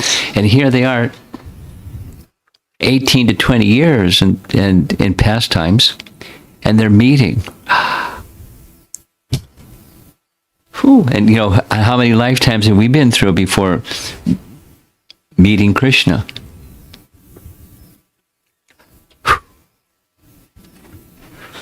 Okay, next. And I just have a question. It'll be really quick. We always hear this term called omniscient, but what does it exactly mean in essence? What's the word again? Omniscient? Omniscience means all-knowing. There isn't something that's Krishna's omniscient means at all times, in all places, in all circumstances, he knows everything. Doesn't become, he is. All-knowing. All cognizant. Omniscient. Aware of all things at all times. It's like circuit overload. We can't even consider what that is like. But that's Krishna. He's omniscient. Okay? Yeah. Okay, Maharaj, I'm sorry for asking so many questions. I'll try not to ask any more. So, why was Nityananda's father forced to give the sannyasi his son? Because the sannyasi asked. Brahmanas, when requested by a sannyasi for charity, they give. You don't say no. Could he? It's a Brahminical standard. Now, with Dasarath, it was he gave his word. And once he gave his word, the king doesn't break his word. But a Brahmana householder is charitable. And a sannyasi asks, he gives because he's not attached. Whatever it is, give your son. Now, Prabhupada he asked many householders in India before he came to America, you have many sons, give me one son. I'll make him qualified. And they refused. Swamiji. You know, Brahminical training in today's life isn't going to mean anything.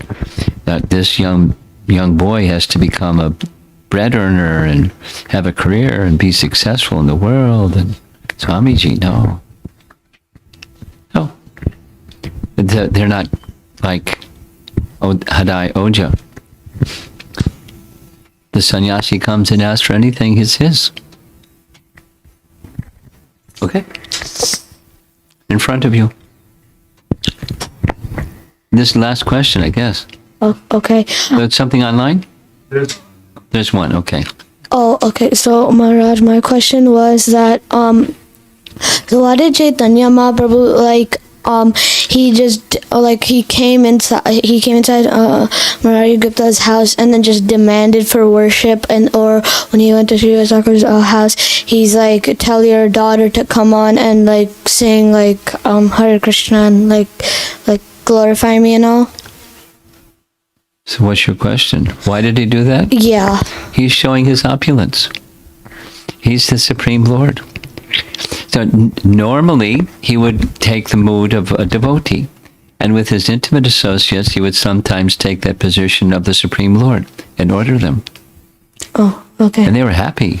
I mean, they were stunned and so forth, but they were happy. It was just loving reciprocation. Oh, thank you, Maharaj. Okay. Online.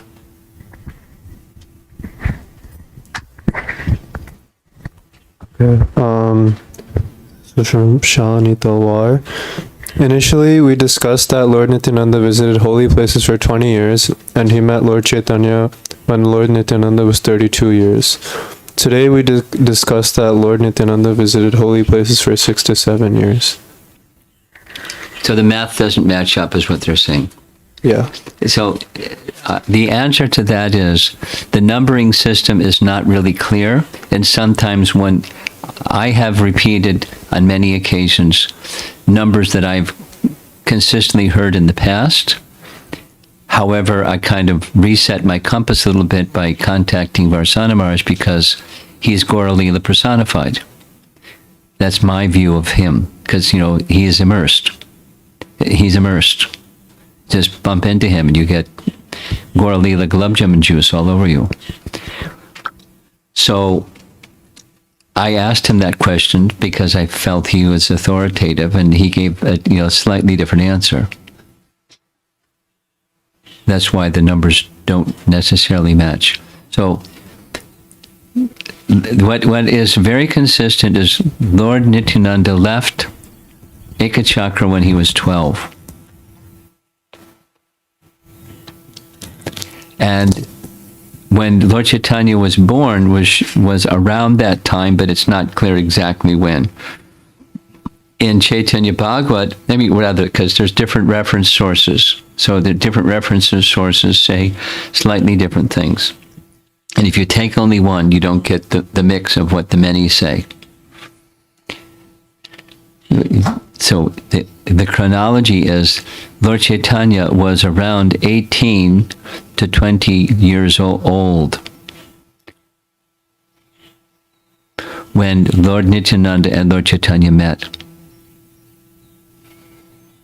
So I'm not sure what the chronology discrepancy is that's being mentioned. Are you clear what the discrepancy is? They're saying that initially, I guess before we discussed that Lord Nityananda visited for 20 years. No. He did not visit for 20 years. So that's wrong. Yeah. Okay. I have one more question. Okay. So, this is related to Sarvabhauma Bhattacharya. Now, excuse me, but in the past, I may have said like that, but in the checking again with the compass of Varsana Maharaj's careful study of Gaura Lila for 30 years, 40 years, maybe more.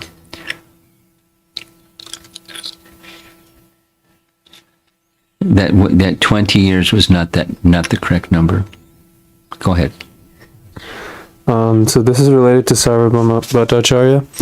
He's mentioned as an impersonalist in Chaitanya Charitamrita, but he's also had faith in Lord Jagannath's Prasadam and Jagannath's deity. Yeah. Could you please comment then why he's called as an impersonalist? Yeah, impersonalists also worship, and they have a different idea of what's the outcome of worship. They worship. Adi Shankara authorized worship, for persons that are in that preliminary stage, and when you're in the more mature stage, you go beyond the deity worship and you enter into Brahman. They have their rationale. It's what there were 4 north, south, east, and west places where Adi Shankara set up main headquarters, and Puri is one of them for Shankaracharya.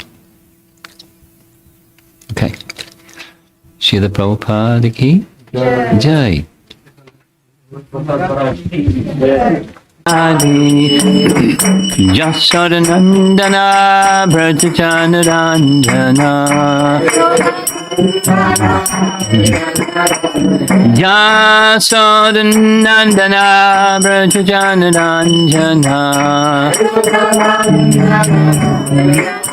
Yamuna Tiravana Shadi Yamuna Tiravana Radhi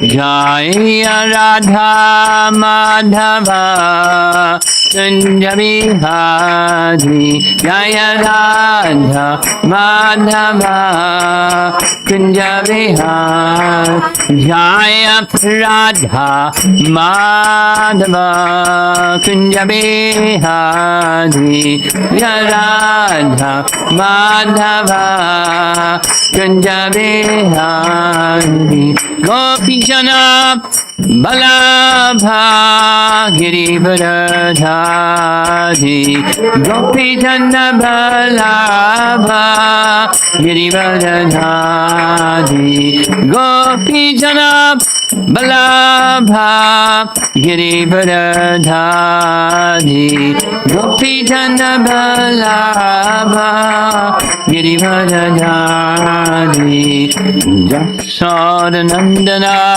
Brajanaranjana Jasodanandana Brajanaranjana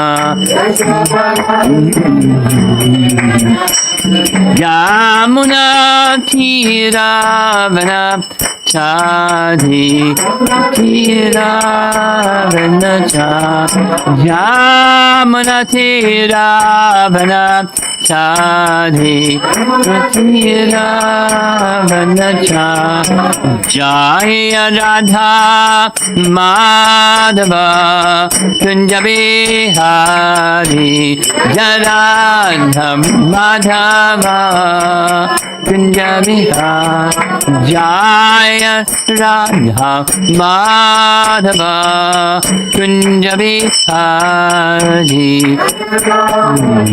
Madhava Kunja Bihari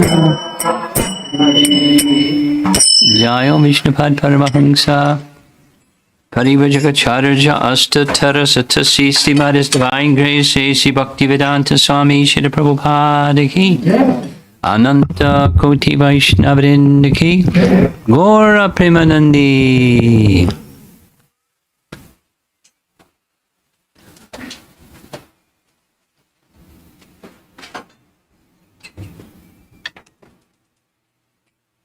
Hare Krishna. Are you two sisters? Friends?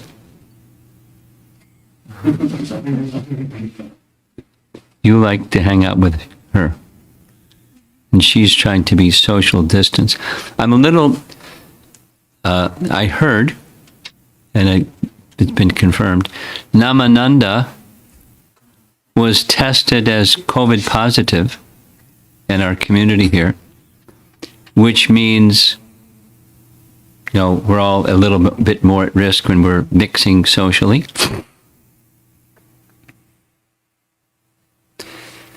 He's a work-at-home person.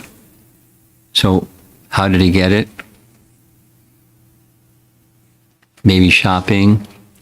Maybe when doing some deity worship. We don't know. Tracing is an unknown. But when we have gatherings, we're putting ourselves at risk, and so we have to be more careful than we would otherwise be careful. So just mentioning that as if anybody comes in, we do a little social distancing program. Okay. So Lord Chaitanya and Lord Nityananda have just met. And Lord Chaitanya was somewhere between 18 and 20 years old. Some say 20 years old. Now, Lord Nityananda was 12 years older, so you just add 12 to whatever his age was, Lord Chaitanya's age. And so they're getting together, and it's Krishna and Balaram meeting for the first time. Really wonderful. And they're ecstatic, and in their ecstasy, everyone is similarly on the same wavelength of ecstasy. Now, a question came up the other day, so I consulted Varsana Maharaj about this one also, and just got a reply. The question was, on the one hand, but on the other hand, so how do you balance the two? Lord Chaitanya, Namo Mahavadanyaya Krishna Prema Pradayate, the most munificent, Mahavadanyaya. And the other hand, Lord Nityananda is said to be more merciful than Lord Chaitanya. So what's the deal? Who is most merciful? How do we weigh the comparative mercy of the two lords?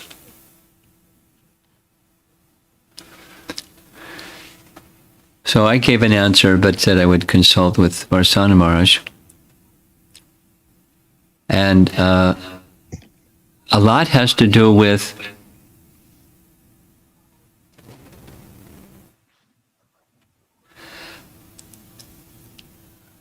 the function. Lord Nityananda is the extension of Lord Chaitanya's mercy. So in one sense, their mercy is the same. He is the full embodiment of Lord Chaitanya's mercy. So their mercy is the same. On the other hand, their function, it's like the function of guru, because Lord Nityananda is the original guru, right? Lord Nityananda is the original guru, Adi Guru, Lord Nityananda. So who is more merciful? The representative of Krishna or Krishna? Well, they're equally merciful because one's carrying the mercy of the other. But it's said, for example, earlier before Jagai and Madhya were delivered, Jagai and Madhya, in the drunken state, they tried to approach Lord Chaitanya and to have some conversation with him, and he just avoided them. But Lord Nityananda delivered them. He went to give, he is the conduit or the deliverer of Lord Chaitanya's mercy, and in that way, he was more merciful. Because what I said was that this question was a disagreement between the two lords. When Jagai and Madhya were delivered, Lord Chaitanya was saying to Lord Nityananda, because of your mercy, they've been delivered. Which is true. And Lord Nityananda said, no. I was just, the point person. You were the deliverer of these two.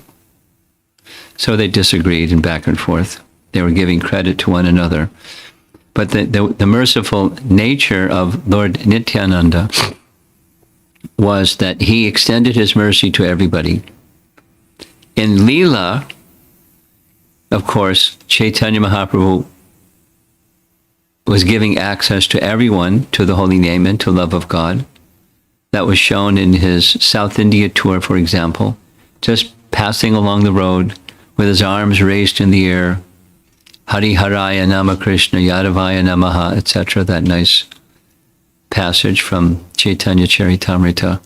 And people would see him in ecstasy, and they just seeing him in ecstasy, they would become filled with ecstasy, and they would start dancing and raising their arms, and he would embrace them. Oh, how wonderful, and they would chant and dance together, and they just wanted to travel with him. And he said, no, you go back to your village and instruct them as I have instructed you. And so this way, Sankirtan spread throughout South India by that method. So he was giving to everybody, but his principal and intimate associates were, the list is the very, very elevated persons.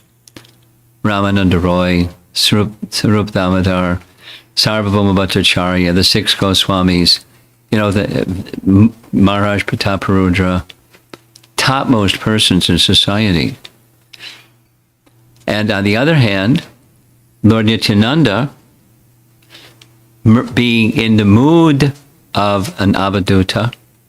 You know what an avaduta is? Like a madman. What's a madman? No consideration of social custom, conduct, how he was dressed, if he was dressed. Just like a total societal not giving any attention to any of that stuff.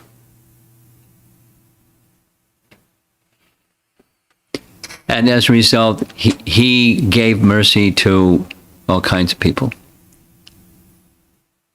And so the two lords were bearing the same amount of mercy, and they gave mercy in different ways to different persons. So one thing we can say, we don't get the mercy of Lord Chaitanya without the mercy of Lord Nityananda. We need the mercy of Lord Nityananda to get the mercy of Lord Chaitanya. So better be careful when you make comparisons between two personalities such as this. We can say the fullness of Lord Nityananda's mercy comes from the fullness of Lord Chaitanya's mercy. And he freely distributed that fullness of his mercy so liberally that he's the most merciful. But we have to be careful, because we don't want to offend Lord Chaitanya. Lord Nityananda may not like it. And then you may not get his mercy. Then you won't get Lord Chaitanya's mercy. So this evening, there's 2 chapters we're going to read. After the two lords meet, Nityananda, Lord Chaitanya has begun his Sankirtan pastimes at the house of Srivas. And he's in ecstasy, and they're in ecstasy with him, the residents of Navadvip, but he's feeling it's not the same without Lord Nityananda. Lord Nityananda feels that same feeling. He comes to Navadvip, the two lords meet. There's some nice section that we read. And when they meet, it's like a volcanic eruption, their ecstatic emotion. Let's hear. Chapter 4, Revelation of Nityananda's Glories. As Vishvambar stood in front of Nityananda, Nityananda recognized his worshipable Lord. Nityananda became stunned in ecstasy as he stared at the beautiful form of Vishvambar. He appeared to be licking that beautiful form with his tongue, drinking it with his eyes, embracing it with his arms, and smelling it with his nose. In this way, Nityananda became stunned. He neither spoke nor did anything. Everyone there was astonished. Lord Gauranga, the life and soul of all, then devised some means of revealing the identity of Nityananda. The Lord indicated that Srivas should recite a verse from Srimad Bhagavatam. That was the trick. Understanding the Lord's gesture, Srivas Pandit immediately recited a verse in glorification of Krishna's characteristics. Here's the verse. Wearing a peacock feather, ornamented upon his head, blew karnikara flowers on his ears, and a yellow garment of brilliant as gold, and a Vaijayanti garland, Lord Krishna exhibited his transcendental form as the greatest of dancers as he entered the forest of Vrndavan, beautifying it with the marks of his footprints. He filled the holes of his flute with the nectar of his lips, and the cowherd boys sang his glories. As soon as Nityananda heard this verse, he fell unconscious to the ground. Now this is a celebrated verse that many Gaudiya Vaishnavas say. This is one of the verses that was recited by Vyasa Dev's disciples after Shukadeva Goswami left home.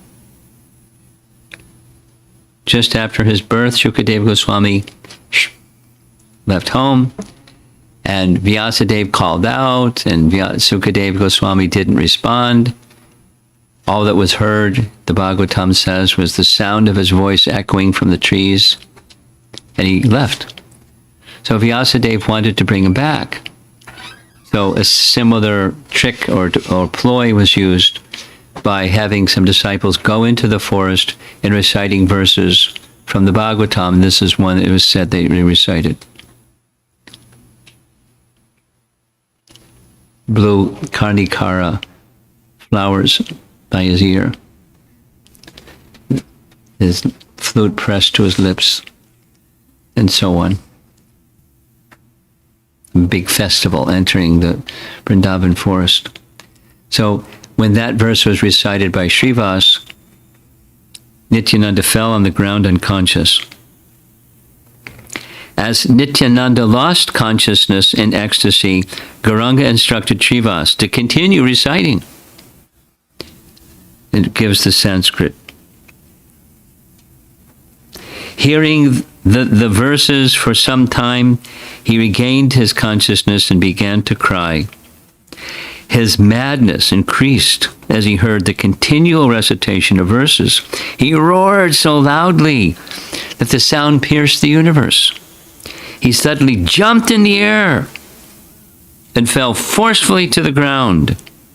Everyone thought that his bones were smashed. What to speak of others? Even the Vaishnavas were frightened. They prayed, "Oh, Krishna, please protect him." As the Lord rolled on the ground, his entire body became wet with tears of love. He sighed deeply while looking at the face of Vishvambar. His heart was full of ecstasy, and he repeatedly laughed loudly.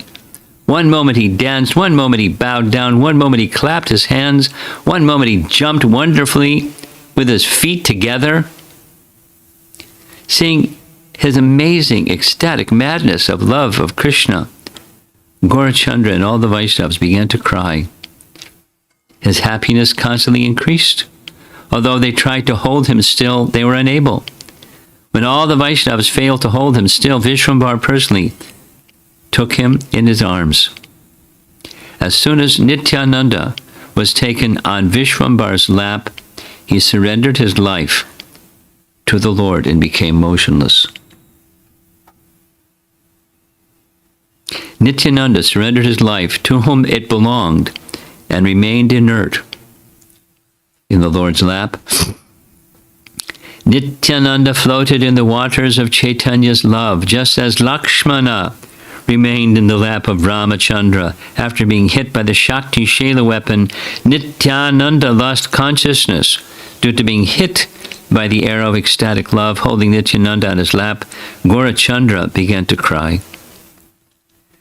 The exchange of happiness of the two was similar to what is heard between Ram and Lakshman.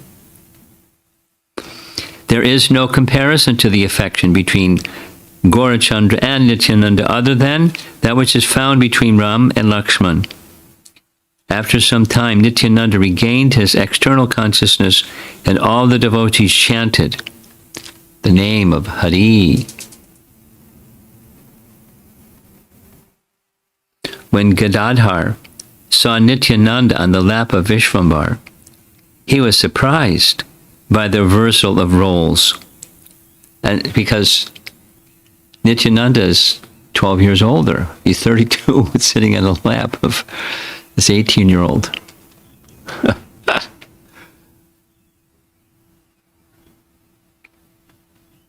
And smiled within.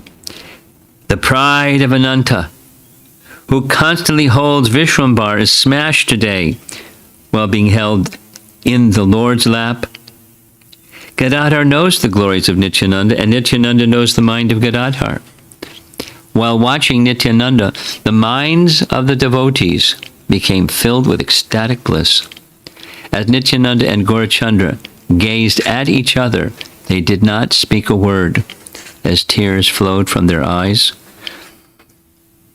They were both filled with happiness just on seeing each other.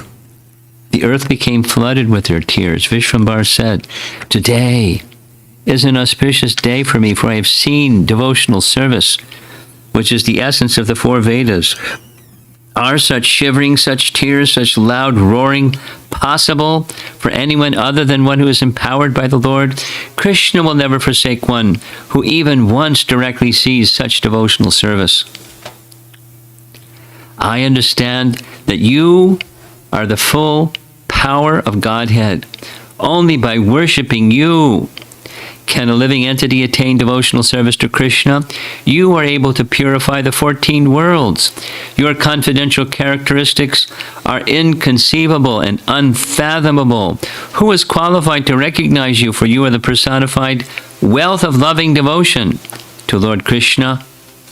If a person associates with you for even a moment, he will be delivered, even if he has committed millions of sinful activities. I have understood that Krishna will deliver me because he has given me your association. Out of great fortune, I have seen your lotus feet just worshiping you. Just by worshiping you, I will achieve the wealth of love for Krishna. Lord Gauranga was fully absorbed as he incessantly offered prayers to Nityananda.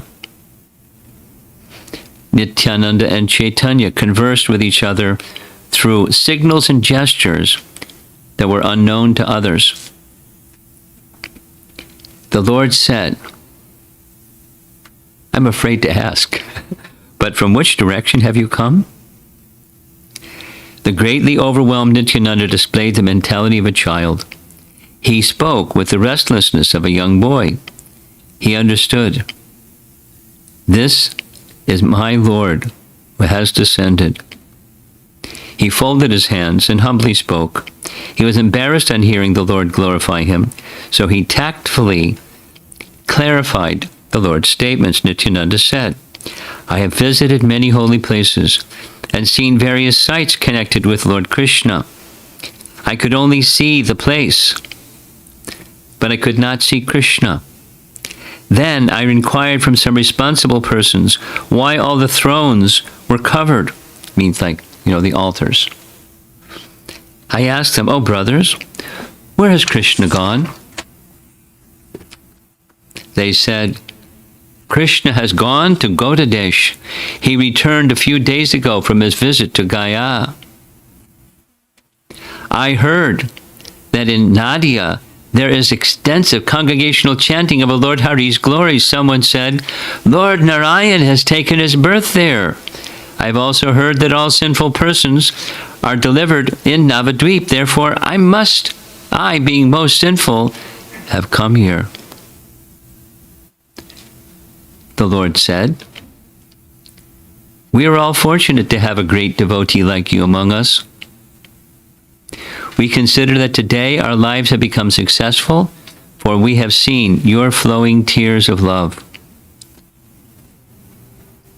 Murari Gupta smiled and said, you understand each other, but we do not understand anything you are saying. Srivas said, what can we understand of that? It is like Madhava and Shankara worshipping each other.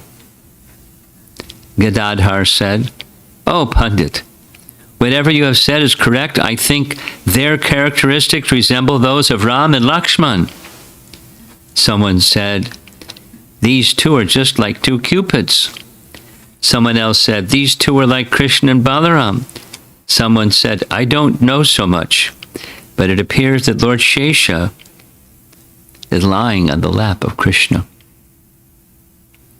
Someone said, they are just like two friends, Krishna and Arjuna, because they are filled with such affection.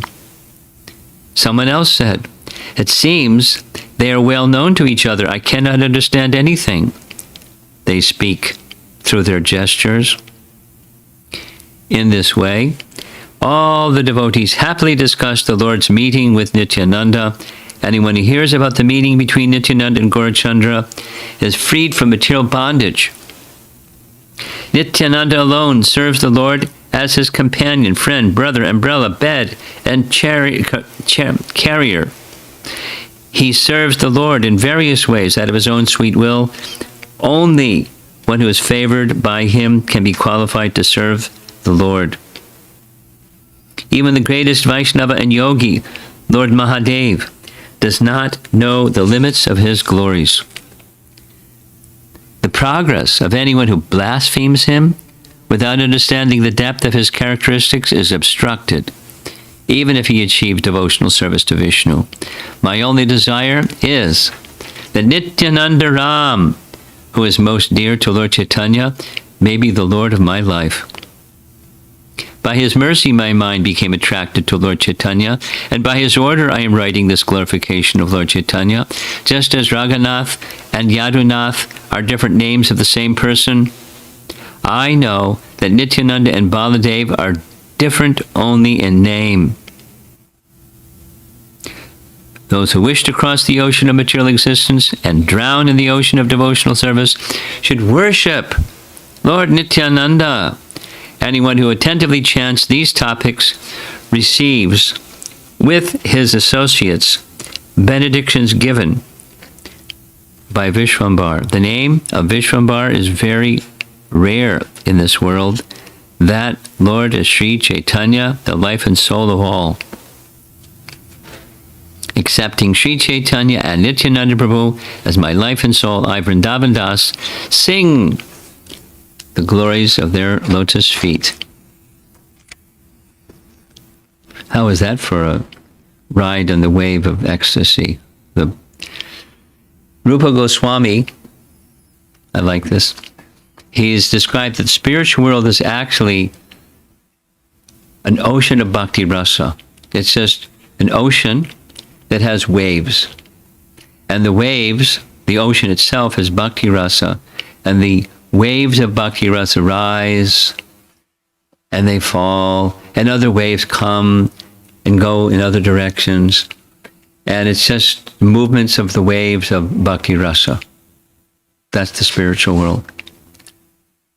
And that's Vrndavan Das is situated in that ocean of bhakti rasa, and he is ecstatically describing what happened when at each of these sequences. And he is deriving great happiness by describing it. He is deriving great happiness by knowing that he's giving to others the same sense, same opportunity. It's it has that kind of effect. So chapter 5, Lord Nityananda's Vyasa puja ceremony and his darshan of the Lord's six-armed form. Six-armed form? You know what that is? Yeah? No? Quote. Ram, bow and arrow. And Lord Chaitanya, danda and water pot, kamandalu. One person showing his identity with six-armed form. He is the same Lord. All three of those features. That's Lord Chaitanya. And then there's Lord Nityananda. All glories to Chaitanya Chandra, who is not different from Lord Murari. That's Krishna. Who is the new lamp of Navadvip, who is like an unparalleled lion in subduing the elephant-like atheists, and who holds a string for counting his own names, Hare Krishna, which he chants. All glories to Vishwambar, the life and soul of all. All glories to the Lord of Nityananda and Gadadhar. All glories to the Lord, who is controlled by his devotees, headed by Advaita. O Lord, please distribute your devotional service and deliver the fallen souls. In this way, all the devotees became overwhelmed by discussing topics of Krishna in the association of Nityananda. All the devotees were greatly magnanimous Mahabhagavatas. They roared loudly as they became intoxicated in the mellows of Krishna consciousness. Nityananda Prabhu smiled as he looked around. Tears of love flowed from everyone's eyes. When Mahaprabhu Vishwambar saw this ecstatic scene, he spoke something to Nityananda. Oh, Shripad, Nityananda Gosai, please hear. Where should we hold your Vyasa Puja ceremony? Now, Nityananda is the original spiritual master, so he wants to worship original spiritual master. Vyasa puja ceremony. Tomorrow is the full moon day when Vyasa is worshipped. So consider and inform us what is to be done. Nityananda understood the Lord's hint and brought Srivas Pandit forward by the hand. Nityananda smiled and said, "Please hear, O Vishwambar, I will observe Vyasa Puja in the house of this Brahmana." Lord Vishwambar said to Srivas, "This is a great responsibility for you." Srivas Pandit replied, "O Lord, this is not at all a burden for me. By your mercy, everything is available in my home. Cloth, mung dal, Brahmin threads, ghee, betel, pan, and whatever else is needed are all there. I only have to borrow a book to explain the procedures. I am most fortunate, for tomorrow I will see the Vyasa Puja." Mahaprabhu was greatly pleased by the words of Srivas, and all the Vaishnavas began to chant, "Hari, Hari!" Vishwambar said, "Oh, Shripad, Gosai, please listen. With your blessings, we will all go to Srivas Pandit's house." Now they were at the house of Not Nanda Nandana.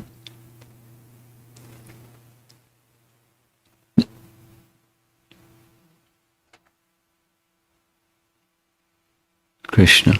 Whose house were they at? Huh? Nandanacharya. Nandanacharya.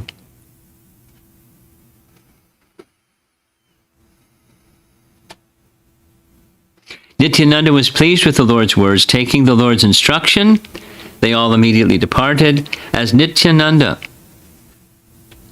and Vishwambar went along with their associates, it appeared that Balaram and Krishna were surrounded by the residents of Gokula. And as soon as they entered the house of Srivas, everyone was filled with ecstatic love for Krishna. The Lord ordered that the main entrance be closed so that no one other than intimate associates could enter. The Lord gave the instruction to begin kirtan. As the sound of that kirtan arose, everyone lost external consciousness. In the ecstatic Adivas kirtan, prior to Vyasa Puja, the two lords danced as the devotees surrounding them sang. Chaitanya Nitai are bound by eternal love.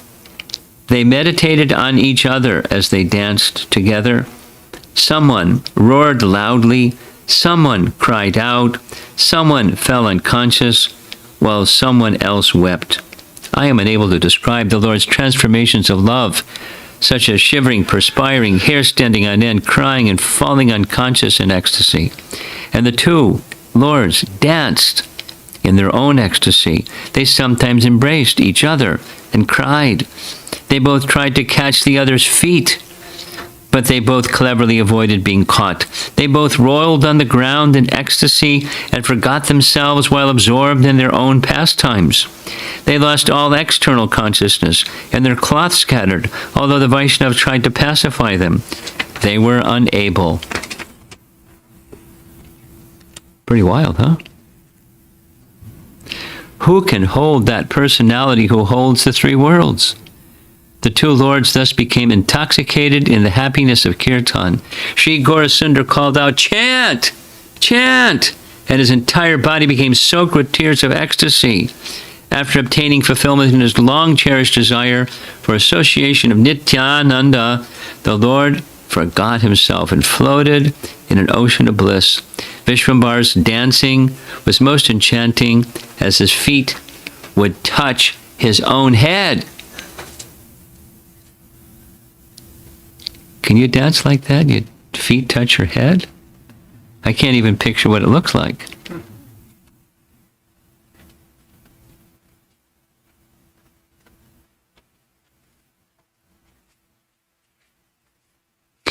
The earth trembled under the feet of Nityananda. Where's your mask? You better get one. Yeah? In the house they may have some. Ask.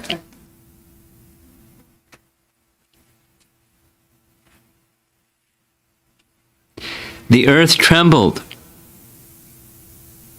under the feet of Nityananda, and all the Vaishnavas thought there was an earthquake. In this way, the two lords danced in ecstasy. Who has the power to describe their jubilation? In order to reveal the glories of Nityananda, Lord Vishwambar became absorbed in the mood of Balaram and sat on the throne. The Lord became intoxicated by the mood of Balaram and repeatedly demanded, "Bring wine. Bring wine." Not, the worldly kind of alcohol, but transcendental. Amrita. We say nectar. Don't worry.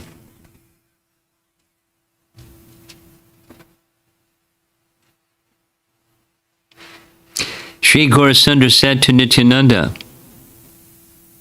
"Quickly, give me your plow and club," the ornaments that were carried in the hands of Balaram. Being instructed by the Lord, Nityananda put those items in the hands of Lord Gaurachandra, who accepted them. Some persons saw nothing other than their hands, while others directly saw the plow and the club.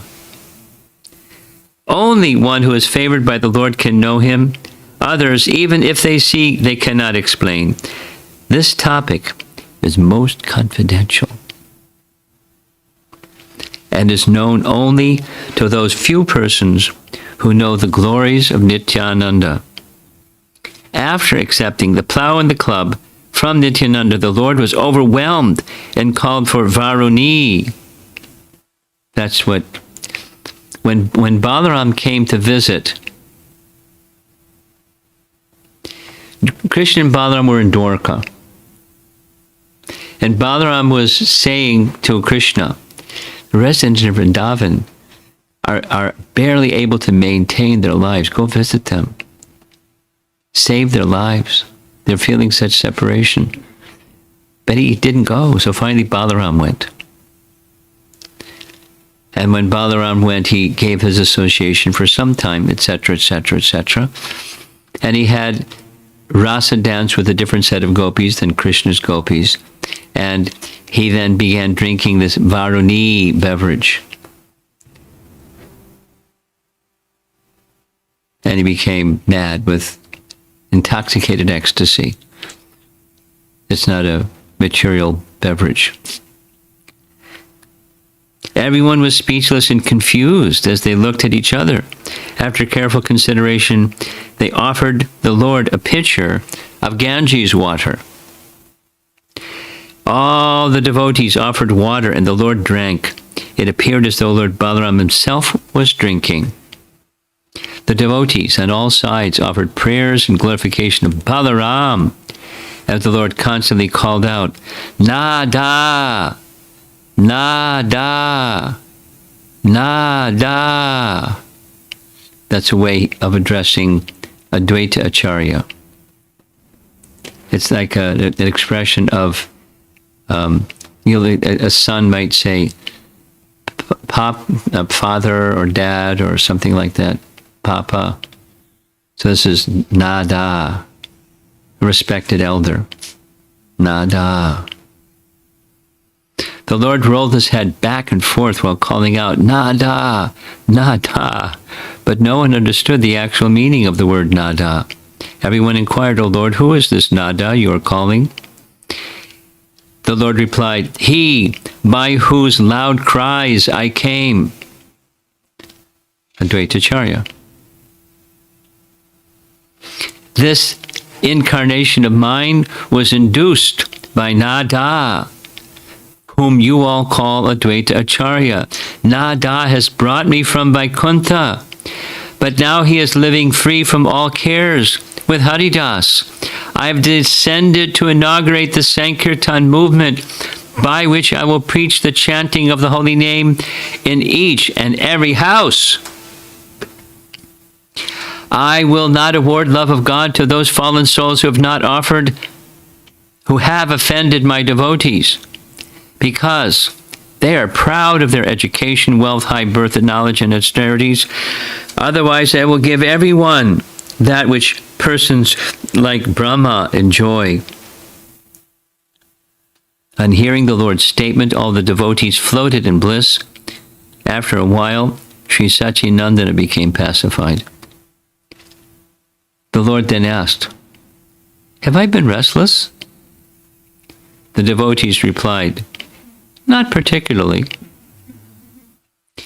The Lord lovingly embraced everyone and said, "Please do not ever be offended by my behavior." On hearing the Lord's words, all the devotees smiled. Then Nityananda and Mahaprabhu rolled about on the ground. Nityananda, who is none different than Shesha, could not control his ecstatic mood and became overwhelmed in the mellows of loving devotion. One moment he laughed, one moment he cried, the next moment he was naked. His entire body was filled with the nature of a child. Where was his danda? Where was his water pot? And where were his clothes? Nothing remained with him. The most grave Nityananda became restless, but the Lord personally pacified him. The maddened, lion-like Nityananda was controlled by the iron rod-like words of Lord Chaitanya. He did not care for anything else. That's what avaduta means. That was just, the meaning of avaduta. Now you know the meaning. Be calm tomorrow, because you must worship Vyasadeva. Be calm tomorrow, you must worship Vyasadeva. Speaking in this way, the Lord returned home. All the devotees then returned to their homes, while Nityananda remained in the house of Srivas. In the dead of night, Nityananda suddenly roared loudly and broke his danda and kamandalu. Who can understand the unlimited characteristics of the Supreme Lord? Why did he break his danda and kamandalu? When Ramai Pandit rose early the next morning, he was astonished on seeing the broken danda and kamandalu. Kamandalu means a water pot. He immediately informed Srivas, who told him, "Go and inform the Lord." Being informed by Ramai, the Lord came there and found Nityananda profusely laughing. The Lord picked up the broken danda with his own hands and went to Nityananda to take bath in the Ganges. Accompanied by Srivas and other devotees, the Lord went to the Ganges and put the broken danda in the water. The restless Nityananda did not listen to anyone. That is why the Lord sometimes admonished him. When Nityananda saw a crocodile, he attempted to catch it. Gadadhar and Srinivas exclaimed, "Alas, alas!" He fearlessly swam through the waters of the Ganges, but he was somewhat pacified by Chaitanya's words. Vishwambara called to Nityananda, "Come quickly and celebrate Vyasa puja." Stop chasing the crocodile. Let's go have Vyasa puja. Wild.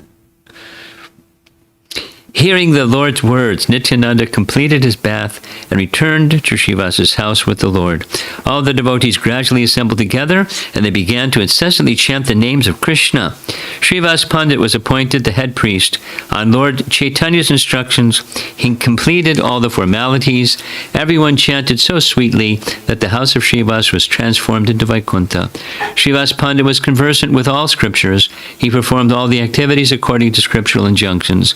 He placed an attractive garland of forest flowers in the hands of Nityananda and spoke to him, "Oh, Nityananda, please listen. After reciting the appropriate mantras, offer this garland and your obeisances to Vyasadeva." This is a procedure for in their village custom on their Guru Purnima. You heard of that before? Guru Purnima. That's besides Gora Purnima, there's another full moon that even followers of Lord Chaitanya who observe Gora Purnima, there's a Purnima, a full moon, where Vyasadeva, or all those who are gurus, are worshipped. Guru Purnima, once per year in the Vaishnava calendar. So that's the day, and Srivas has given a garland saying, "It's Vyasa Puja day, and please give this nice garland to Vyasadeva to honor Guru Puja or Guru Purnima." It is the injunction of the scriptures that one should personally offer a garland to Vyasadeva, for if Vyasadeva is pleased, all your desires will be fulfilled. After hearing what Srivas said, Nityananda replied, yes, yes. But he did not appear to know which mantras he should recite.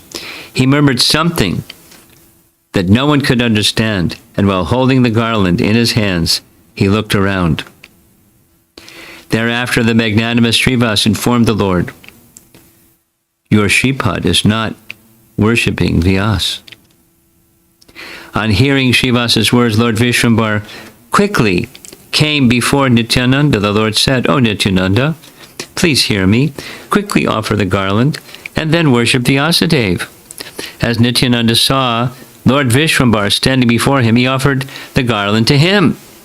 The garland looked most enchanting upon the curly hair of the Lord. At that time, Vishwambar manifested his six-armed form. On seeing the conch, disc, club, lotus, plow, and mushala. Mushala, that's the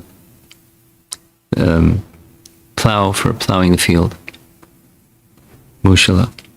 Nitai was overwhelmed and fell to the ground unconscious. Now this is a different, so the forearm form of Vishnu plus Balaram. As soon as Nitai saw the six-armed form, he fell unconscious to the ground with no symptoms of life. All the Vaishnavas became frightened and prayed, "Oh, Krishna, please protect him. Oh, Krishna, please protect him." The son of Jagannath roared loudly and repeatedly slapped his sides. When Nityananda fell unconscious on seeing the six-armed form, Lord Chaitanya personally picked him up with his own hands and said, "Oh, Nityananda, get up and steady your mind. Listen to the congregational chanting that you have begun. The kirtan for which you have incarnated to inaugurate is going on before you. What more do you want? Loving devotional service belongs to you, for you are the personification of ecstatic love. Unless you distribute this devotional service, no one can possess it. Please control yourself and get up. Glance mercifully on your intimate associates and distribute this wealth to whomever you desire. Anyone who manifests the slightest envy of you is never dear to me, even if he worships me." Nitai regained consciousness by the Lord's words. He became filled with ecstasy on seeing the six-armed form. Know for certain that Ananta, in whose heart Gaurachandra resides, is not different from Nityananda. The manifestation of the Lord's six-armed form is not astonishing, for all such manifestations are simply pastimes of its various incarnations. When Lord Ramachandra offered oblations to his father Dasharath, he directly accepted them. If that was wonderful, then this is also. Know for certain that they are all Krishna's sporting pastimes. The natural characteristics of Nityananda Swarup is that he cannot give up the mood of servitorship for even a moment. The natural characteristic of Lakshman is to always serve the beloved Lord of Sita with his mind, his life, and his wealth. In this way, the mind of Nityananda Swarup is always pleased in the service of Sri Chaitanya Chandra. He is the unlimited, independent controller and the cause of universal creation, maintenance, and annihilation. It is stated in the Vedas that at the time of final dissolution, the Lord, in his form of Ananta, remains unaffected. Still, the natural characteristic of Sri Anantadev is to remain constantly attached to the loving service of the Lord. Consider carefully how in every yuga and in every incarnation, it is his natural characteristic to remain the servant of the Lord. In his incarnation as Lakshman, Ananta is the Lord's younger brother and is always engaged in serving the Lord. Although he gave up eating, drinking, and sleeping to constantly serve the lotus feet of Lord Sri Ram, he was still not satiated. Although in his incarnation as Balaram, he was the elder brother, he never gave up the mood of service from his heart. He addresses Krishna as Swami, or Lord. His mind never deviates from devotional service. Know for certain that the Lord known as Ananta, is not different from Nityananda Prabhu. Therefore, anyone who discriminates between Nityananda and Balaram is certainly a fool. One who disrespects the servitor, personality of Godhead, certainly commits an offense to Lord Vishnu. My dear, this is from Bhagavad Gita. My dear Partha, those who claim to be my devotees are not my devotees. This is Adi Purana.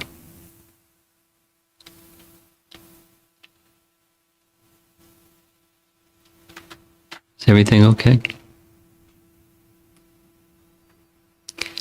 Those who claim to be my, this is Krishna to Arjuna. Those who claim to be my devotees are not my devotees, but those who claim to be my devotees of my devotees are actually my devotees. Although Lakshmi is worshipped by Brahma and Shiva, her natural tendency is to serve the lotus feet of the Supreme Lord.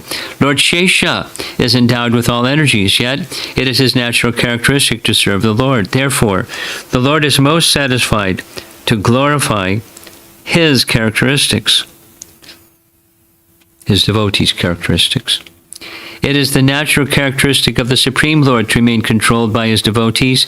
The Lord takes special pleasure in glorifying his devotees. Both Vishnu and the Vaishnavas take pleasure in glorifying each other. Therefore, the Vedas describe their spontaneous pastimes. I write the glories of Vishnu and the Vaishnavas according to the evidence given in the Puranas.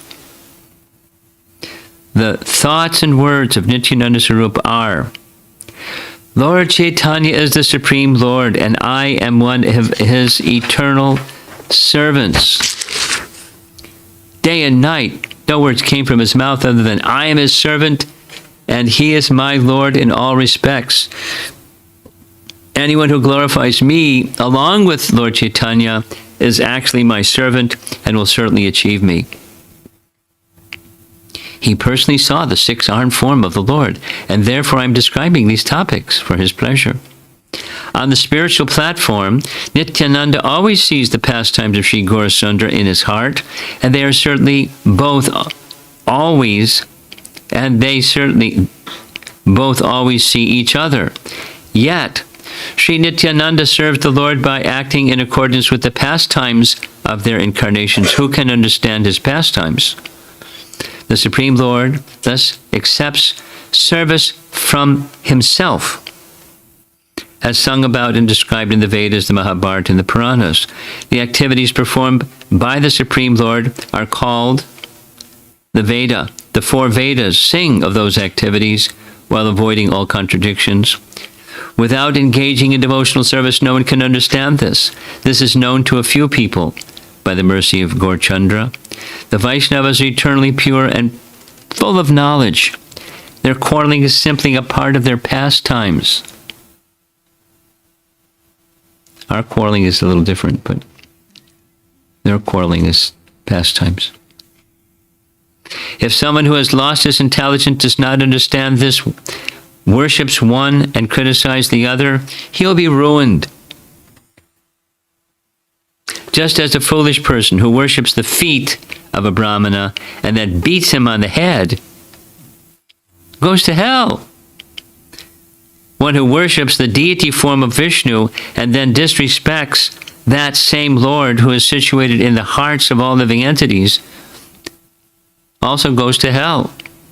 What to speak of being envious of Vaishnavas if one causes pain to ordinary living entities? He is considered a fallen low-class person. Even after worshipping Lord Vishnu, if a person gives trouble to other living entities, his worship becomes fruitless. Such a person suffers unlimited miseries. The worship of persons who do not know that Lord Vishnu is present within the heart of every living entity is certainly materialistic. Their worship is like someone who washes the feet of a Brahmana with one hand and beats him on the head with the other hand. Consider carefully. Have such persons ever benefited, or will they ever be benefited? It is 100 times more sinful to blaspheme a Vaishnava than to be envious of ordinary living entities. Those who faithfully worship the deity form of the Lord but do not respect his devotees. those who do not show compassion to those who are foolish, wretched, and fallen, those who worship one incarnation of the Lord and do not worship other incarnations, those who discriminate between Krishna and Lord Ramachandra, and those who have no love for Balaram and Shiva are, according to scriptures, the lowest of all devotees. A devotee who faithfully engages in the worship of the deity in the temple, but does not behave properly towards other devotees, or people in general, is called a prakrita bhakta, a materialistic devotee, and is considered to be in the lowest position. Now comes summary. In the course of these topics, I have described the symptoms of the lowest devotees. Thus, Nityananda became filled with bliss upon seeing the six-armed form of the Lord.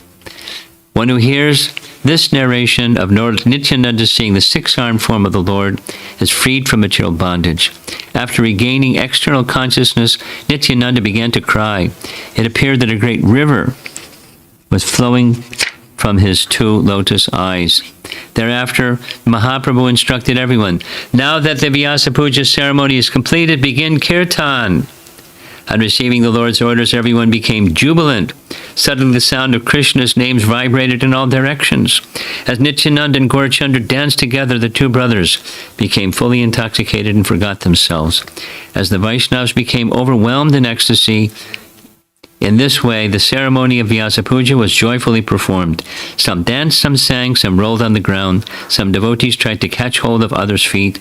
The mother of Lord Chaitanya is the mother of the universe. She watched the entire incident from a solitary place. Whenever Mother Sachi saw Lord Vishwambara and Nityananda, she considered, "These two are my sons." The Vyasa Puja ceremony was the most blessed event. Only Lord Ananta is capable of describing it. And the last page. I'm only trying to describe some of Lord Chaitanya's characteristics in the form of codes, for one is befitted by glorifying Krishna in this way. The entire day was passed in the happiness of the Vyasa Puja ceremony as all the devotees danced in the association of Vishwambara. All the exalted devotees became intoxicated with ecstasy and cried while exclaiming, "Oh, Krishna!" After revealing the truth of his own devotional service in this way, Vishwambara and his associates became peaceful. Vishwambara said to Srivas Pandit, "Now, bring the remnants of foods offered to Vyasadeva." Srivas Pandit then immediately brought all the foodstuffs before the Lord, who served everyone those remnants with his own hands. Being served by the hands of the Lord, all the exalted devotees happily honored those remnants. The Lord called everyone who was inside the house and personally gave them prasad. Those servants and maidservants of the Vaishnavas thus received that which the demigods, headed by Brahma, feel fortunate to obtain. All these wonderful pastimes took place at the house of Srivas. Therefore, who can describe Srivas's good fortune? In this way, various pastimes were regularly performed in Navadvip, but the people were not aware of them. Accepting Sri Chaitanya and Nityananda Prabhu as my life and soul, I, Vrndavan Das, sing the glories of their lotus feet. Now, if Prematrangani, if you're listening to this class, could you send the commentary on texts 46 through 48, 146, 148, where it specifically speaks of Lord Shiva, those who have no love for Balaram and Shiva, like how to understand that, because I think it's going to be a question. I have that question. I'm sure there's some explanation. Now, one explanation could easily be Sadashiva. You know who is Sadashiva? Not sure. Sadashiva is the form of Shiva that's fully Vishnu Tattva in the Vaikuntha realm. And the other Shivas are expansions of him, or expansions from through Lord Brahma, but expansions of that original Sadashiva. It's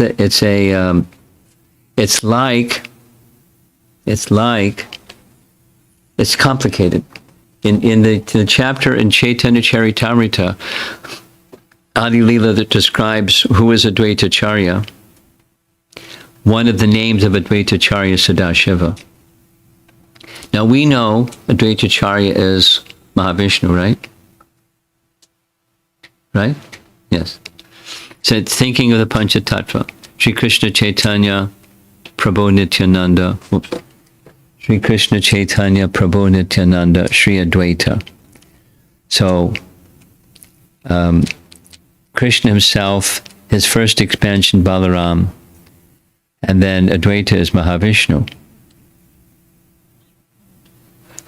All Vishnu Tattva, but in that category of expansion. Read the chapter carefully, and you'll find that one of the names given, just like here, is Nada. It's just a colloquial expression of an exalted elder or superior, Nada. But he is Sadashiva. And Sadashiva is, and specifically it's mentioned, is in the Vaikuntha realm.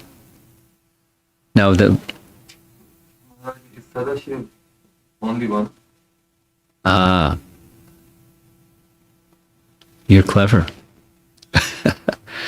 There's a Sadashiva in Vaikuntha, and he's one. But that Sadashiva can have expansions, and so the expansions can also be called Sadashiva. But the conventional use of Sadashiva is, a full Vishnu Tattva form in Vaikuntha. So to go through what Shiva Tattva is a little complicated. Keeping it simple, something that's complicated, simple is not easy, but there are at least 5 or 6 different manifestations of Shiva in different realms, because he has different functions.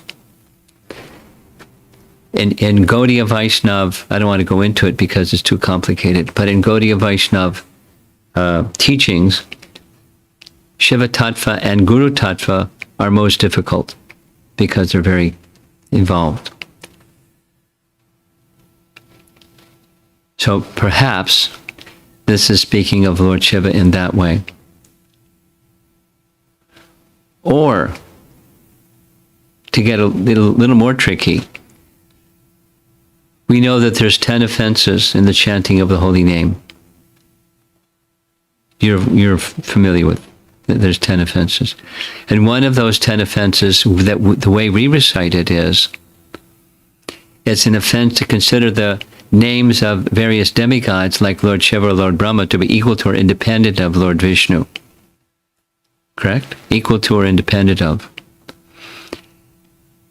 Those who are Sanskrit scholars have pointed out to me that there's a more direct meaning is to consider the names of Lord Shiva to be independent of the name of, not independent of, but the name of Lord Vishnu. They're respectful. They're there to be respected the same. That's another rendering of the Sanskrit, a very direct meaning of the Sanskrit. So I don't want to get too far off track, but something, because I spent about 3 to 4 months going through pastimes of Krishna in Vrndavan, 10th canto chapters of Krishna in Vrndavan. And we find that Krishna and the Brijbasis, they worship various devas and devis. Correct? Like the gopis, they worship Katyayani. Katyayani is one of the names of Durga. Katyayani is one of the names of Durga, who is a demigoddess of this world. But we also find that the Katyayani that the gopis were worshipping was the internal potency Katyayani. That is to say, the demigods and demigoddesses, they're expansions or counterparts of the spiritual world. They're reflections of what's existing in the spiritual world. You with me? There's the tree at the opposite shore of a pond, and the reflection in the pond, the roots are growing up and the branches are growing down, because it's just a reflection. The actual tree, the roots are growing down and the branches are growing up. By the reflection, it's the other way around. So this world is a reflection of the spiritual world. The demigods and demigoddesses have their spiritual counterparts. So the Katyayani that the gopis were worshipping was actually the internal potency Yogamaya. Because only through Yogamaya Krishna can become one's husband. Then, there's another pastime where the cowherd community went to observe Shivaratri. Now, Prabhupada explains it in Krishna book this way. They weren't worshipping Lord Shiva in the way that persons of this world worship Lord Shiva to get something. Demigods are worshipped because they deliver things. It's in Bhagavad Gita, and it's common. People worship demigods because they get anta palat. They get something that's limited and temporary from the demigods. That's what's there in the Vedic text, the Karmakanda text. You worship this deva, you get this thing. You worship that devi, you get that thing. So it's for fulfillment of material desires. Demigod worship commonly is for that purpose. So that the Vaishnavas, the Brijbasis, they went on Shivaratri. They went on the occasion of Shivaratri to some temple of Lord Shiva in Uma to do Shivaratri for 3 days. Big Shivaratri festival. Now, one explanation that Prabhupada gives in Krishna book is they went there not like materialists that worship Lord Shiva to get something, because they had no material desire. They have not desire to get something. So Prabhupada writes in Krishna book, they went out of curiosity. And the second reason he gives is they went to have fun, because that's what Brijbasis do. They do things for fun. And another explanation is they were worshipping Sadashiva. They're worshipping the spiritual counterpart of the material demigod. So the material demigod, Lord Shiva, one of his functions, and he has abodes suitable for that, is in Mount Kailash, and he fulfills people's desires. Like Ravana, he had a desire, and Lord Shiva gave him some benedictions and so forth.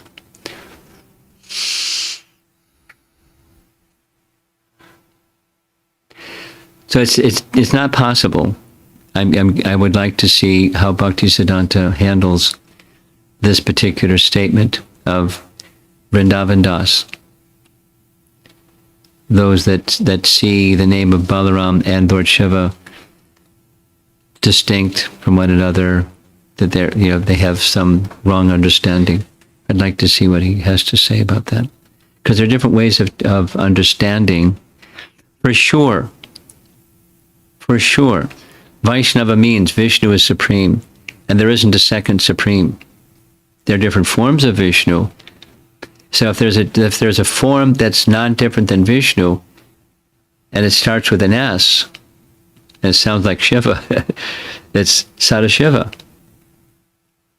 It's got to mean that minimally, because Vaishnavas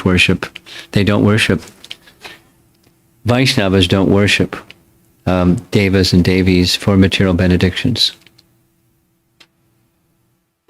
Okay, that was a little confusion at the end, but as I read it, I was like, I would like to understand this better. See if there's any comments or questions or any thoughts on all of this.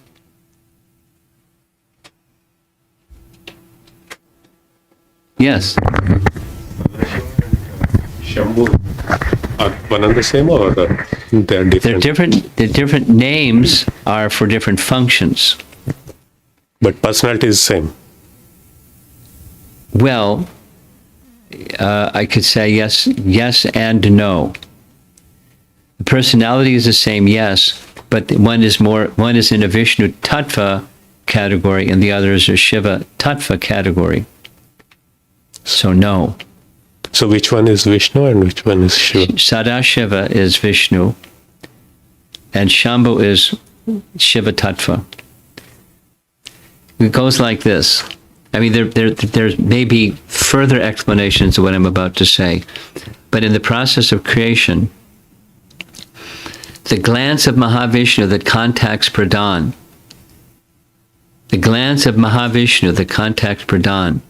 is Shambhu. Shambhu is the original impregnation, or the original act of procreation.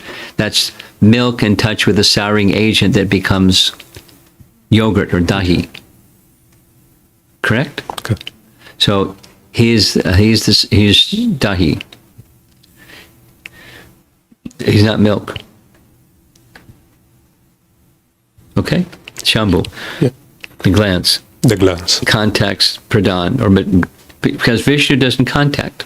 His glance contacts. And his glance is Shambhu. It's the same as but different from. As milk and dahi are the same thing, but they're just milk, but they're not the same. Okay? Yep. Anything else? Yes. Krishna Maharaj. Just want to know where this 10 offenses to the holy name are mentioned. Which Shastra it is mentioned? Padma Padma Purana. Thank you. You can get the Sanskrit, and there's different translations of the Sanskrit.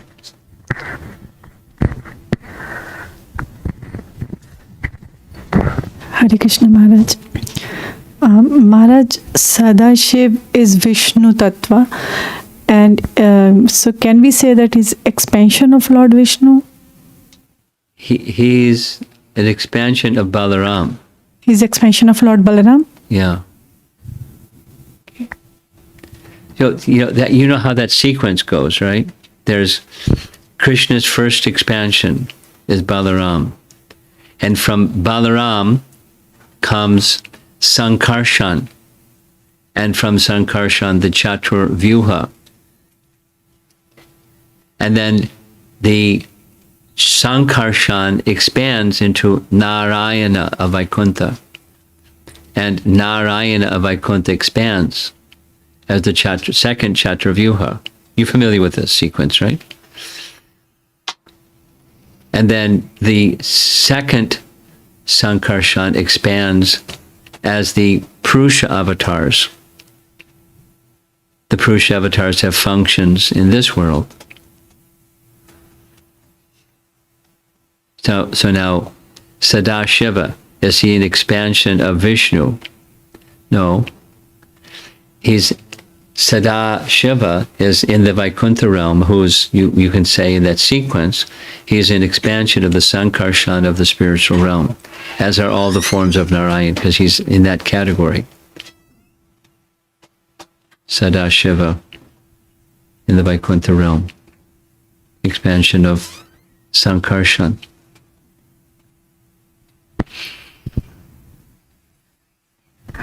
Yeah, you have the mic, go ahead. The picture is there, Mark. You can show. Yeah. The Sadashiv Lok is nearby to the 4 o'clock. The Shambhu and all will be down. Okay, good, thank you. Maharaj, Radharani and Krishna are same. Yeah. Like they are one. Yes. There's no expansion of Krishna to Radharani. It is they are one entity. one entity. Yes. As sun and sunshine are one entity, the teaching of Chaitanya Charitamrita, which is a verse by Swarup Damodar, it says, Radha and Krishna are one entity, eternally manifest in two forms. You familiar with that verse? Radha Krishna pranaya vikritir ladini shakti asmat ekatmanav eka atma puri deha beda, two forms, eternally manifest, one entity, eternally manifest in two forms, Radha Krishna. Maharaj, where is this verse? Chaitanya Charitamrita, first few verses of Chaitanya Charitamrita Adi Lila. Radha, it starts, Radha Krishna pranaya. You'll find it that way. Radha and Krishna are one entity, eka atma. Atma in that sense means the Lord, not just the jiva. Eka atma, one entity. Ladini, and the possessor of Ladini Shakti. One entity. Sun and sunshine. One entity. Thank you, Maharaj. Okay.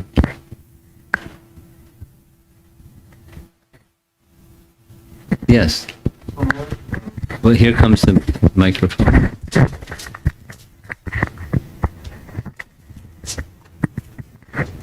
So, Hare Krishna Maharaj.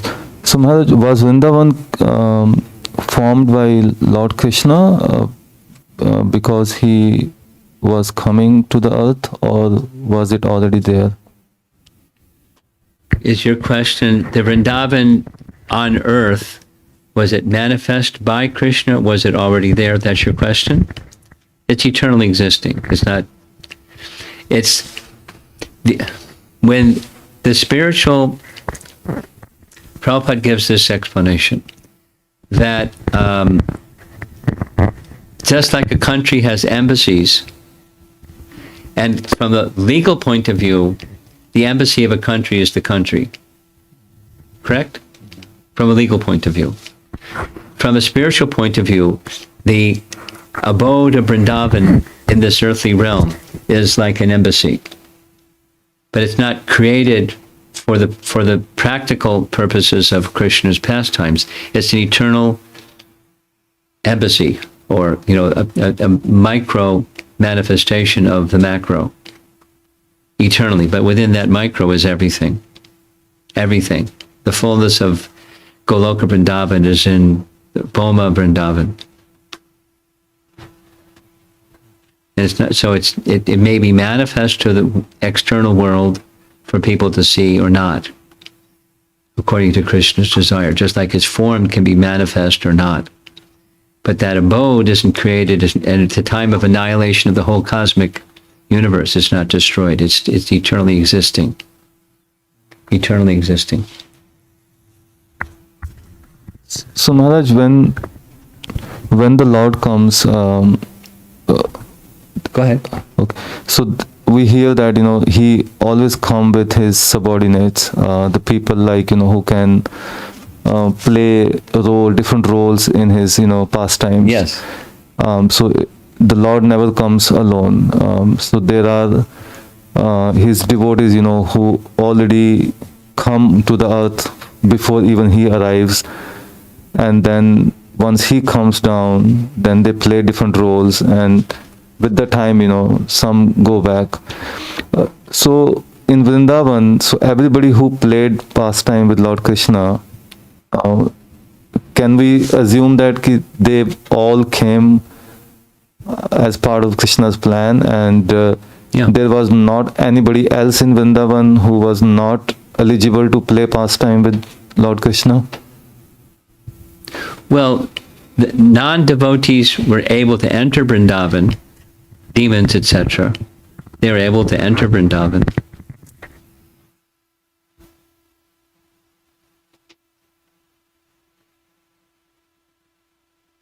They were able to enter Vrndavan. And they did take part in Krishna's pastimes, but that's his mercy to enable persons that aren't qualified to see him and to participate in his pastimes in different ways. Let's take this for an example, not just demons. You know, the pastime when Krishna was approached by the cowherd boys and they said they were hungry, although they had their own lunches, they were hungry. So Krishna sent them to the place where the Brahmanas were performing a yajna. Using my name, say, Krishna's hungry, and ask for something. Right? And they didn't. Even they was asked in Krishna's name. So were they devotees or not devotees? Going back to your question, were those brahmanas devotees or not devotees? They weren't of the caliber of the Brijbasis. They weren't like 0, but they weren't 10 either. Then Krishna made them eligible by his pastimes. Does that answer your question? So there's such people, even during Krishna's pastimes. So can we say that anyone who ever had a desire to meet Krishna or be part with him, they all took birth in the Vrindavan? Well, no. The persons may have a desire, but not receive that same good fortune that for example, the brahmanas that didn't offer something to Krishna when he asked, or was asked on his behalf.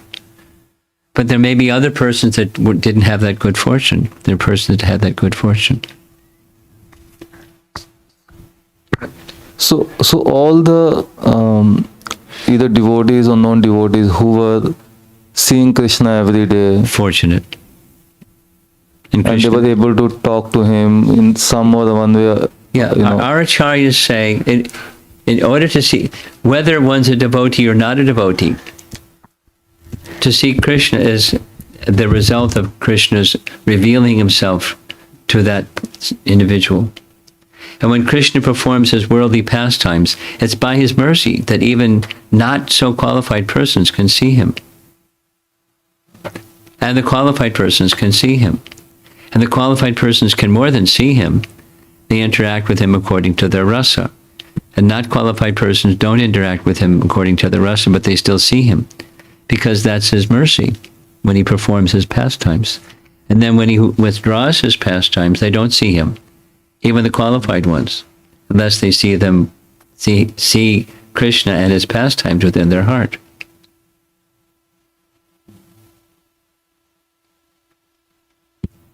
That's something that's described, by the way, by Bhaktivinoda Thakur. Put your mask back on, please. By Bhaktivinoda Thakur in Krishna Samhita, it's one of his books. Bhaktivinoda Thakur explains, somewhere, Krishna's pastimes are eternal, so somewhere there's someone who's seeing Krishna fighting with Chanura and Balaram fighting with Mushtaka. Somewhere Krishna's lifting Govardhan in someone's heart. That's one way that Krishna can manifest himself within the hearts of his devotees.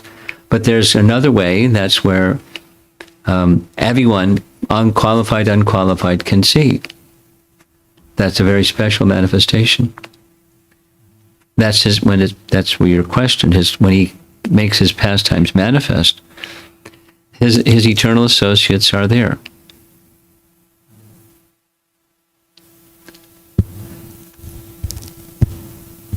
Is that okay? Yeah, yes, ma'am. Can I ask one more question? Yeah. It's okay. So Maharaj, you also just shared that there is no difference between Srimati Radharani and Krishna. That your wife understands that one now. Yeah. So in Lord Ramchandra's pastime, we saw that that Mata Sita was incarnation of Lakshmi Devi, and Lord Rama was incarnation of Lord Vishnu. So they are like counterpart, in the spiritual world.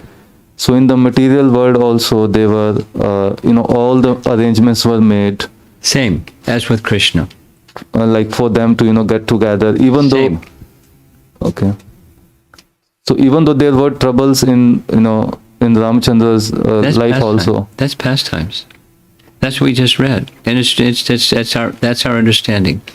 That which looks like a difficulty is an ecstasy. Mm-hmm. And when it's like what we just read is sometimes there was, tussle or like dispute, but it's pastime. There's no worldly kind of dispute. It's a transcendental exchange of love. Mm-hmm. So in that term, Maharaj, why did Krishna had let Srimati Radharani go through the separation, the pain, which didn't happen in their life? Why? Yeah, I'm just trying to understand that if they are counterpart in the spiritual world, well, here's why there is a separation in the material why did it world? happen with Ram and Sita? Here's what Hanuman says. It's right in Bhagavatam. You can look it up later. Canto 5, chapter 19, Hanuman speaks and says in 2 verses, there's absolutely no question of Sita being separated from Ram. It's not possible. She's his eternal associate. It's not possible. It's an appearance through pastime. And the purpose of the pastime is love and separation. But it's a pastime. Same with Sita, same with Radha and Krishna. No, she was experiencing separation. And to us, that looks horrible. But it's directly in Bhakti Rasamrita Sindhu that those feelings are ecstasies. To us, it looks horrible. And their expressions are, horrible. And their feeling is a type of ecstasy. It's a spike in their primary rasa. The primary rasas are 5. And there's secondary rasas that mix with the primary rasas and seem to cover the primary rasas, and this is one of them. This feeling of separation is a secondary rasa that strengthens and enhances the primary rasa.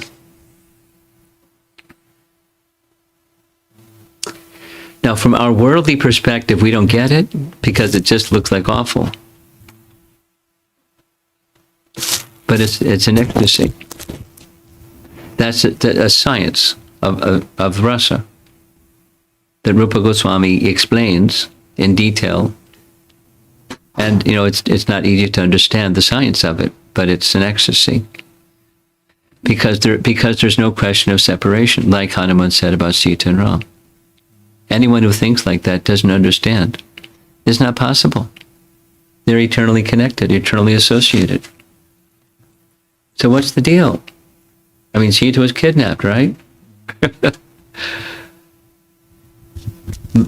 Lord Chaitanya said to the Brahmana who was fasting, this is in Chaitanya Charitamrita Madhya Lila, a Brahmana is fasting till death because Sita was kidnapped by Ravan. How can I maintain my life? Lord Chaitanya said, she wasn't kidnapped. It's not possible that a demon like Ravan could even touch the shadow of Sita. Not possible. Please trust me. Break your fast. So then Lord Chaitanya continued his travels and he went to some temple in South India.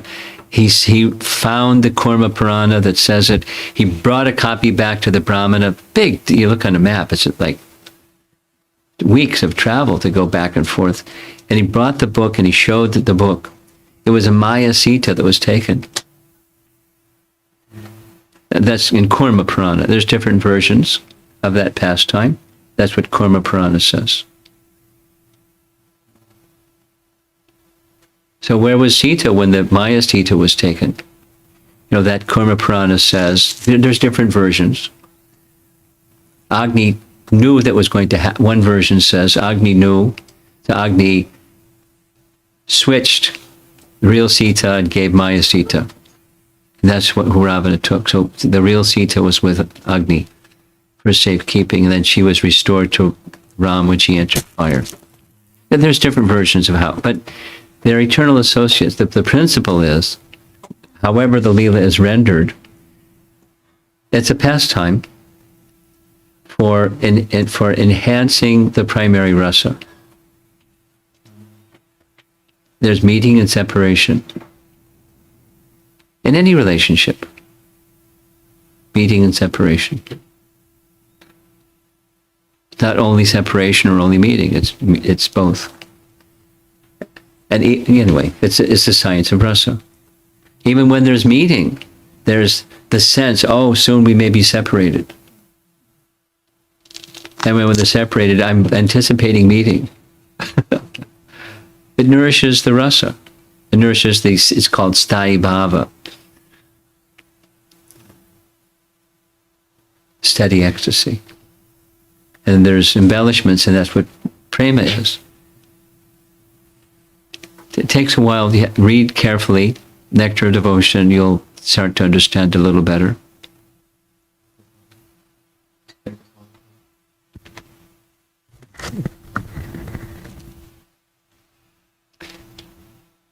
Yes, all the way in the back again.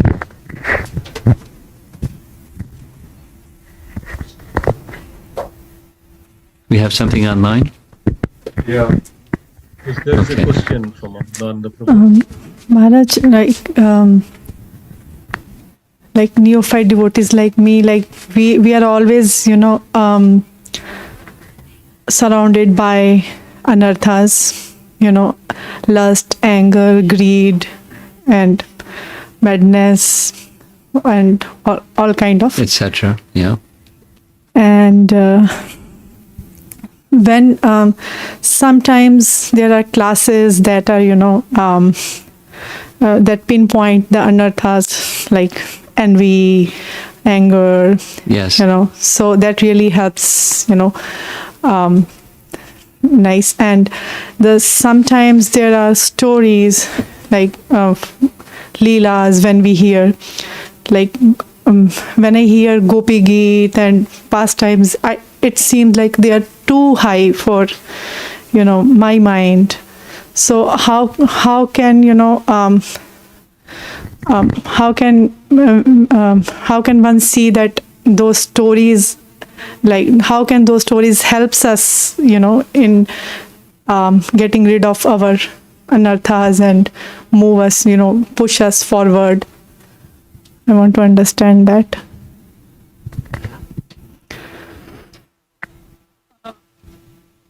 There's many things to say in response to what you just said, but I'll try to keep it simple. And there's a theme, according to Bhaktivinoda Thakur, that when Krishna appears in this world, he performs eternal pastimes, and English translation is occasional pastimes, or Nitya Lila and Nimitta Lila, or Naimittak Lila, occasional pastimes, such as killing of demons, or such as Krishna's taking birth. Because in the spiritual world, there's no demons and there's no birth, etc. So there's pastimes of this world that are not as, part of his Nitya Lila. They're occasional pastimes.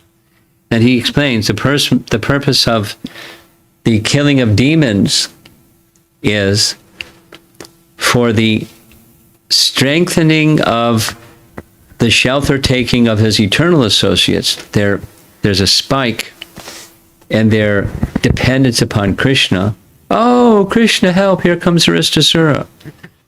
And then there's another benefit, that is for people like you and me, where there's some anarthas. And it helps, Krishna performs this pastime because it helps us be protected by Krishna through the pastime and hearing the pastime, although we're not seeing the pastime, We were not, present when Krishna was present. But we're hearing the pastime, and it's mitigating that anartha tendency in our heart. And then he identifies each of the demons killed by Krishna, which of the anarthas is being addressed by Krishna in that particular demon killing. Or, like with, it's not only with demons, like Krishna subduing the pride of Indra, the Govardhan Lila. It's for Indra's benefit, but it's also for our benefit, as you're indicating, hearing about them. Just hearing the pastime has spiritual benefit to help you and me become free from those anarthas. And be protected, feel protected and be protected by Krishna from our own anarthas. Now the positive side is your mind goes to Krishna. And the eradication of the negative side is the anartha is diminished and eventually fully purified. There's potencies in those pastimes that have that function or purpose, as much as for the others, stimulating the shelter taking of the devotees. Oh, Ristasura, Krishna help.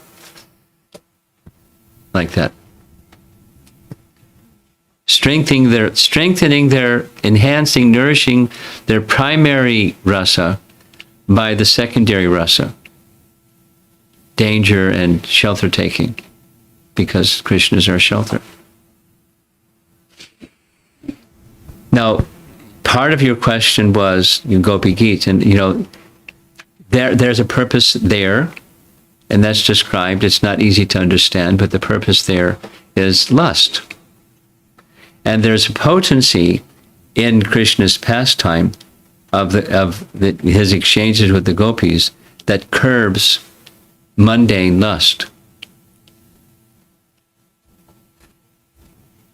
There's a potency in those pastimes for that, and to bring us, if our eternal relationship with Krishna is his eternal maidservants, it nourishes that, while it takes away the mundane lust, or the mundane envy, or the mundane greed, or the mundane, stubbornness, or mundane contaminations of heart through those various pastimes, in brunch specifically.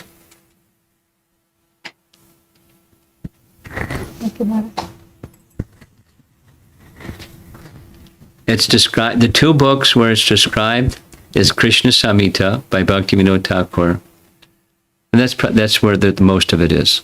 So you can, at some point in time, as you progress in spiritual path and you're reading Krishna's pastimes more and more, you want to understand that topic. That's the go-to place. Krishna Samhita, and it's translated into English. And it's a nice topic that I've given seminars on all of those, the Krishna's killing of demons in Vrndavan, and it's nice to tell the pastime and then explain it. I'm doing that with the Chinese devotees. You know more about Krishna's pastimes than they do. And we're doing the same thing. And how much they understand, it may be, a 1 or 1.5 out of 10. But the potency is there nonetheless. Just hearing the pastime and the description. Okay, let's go online. Microphone up front.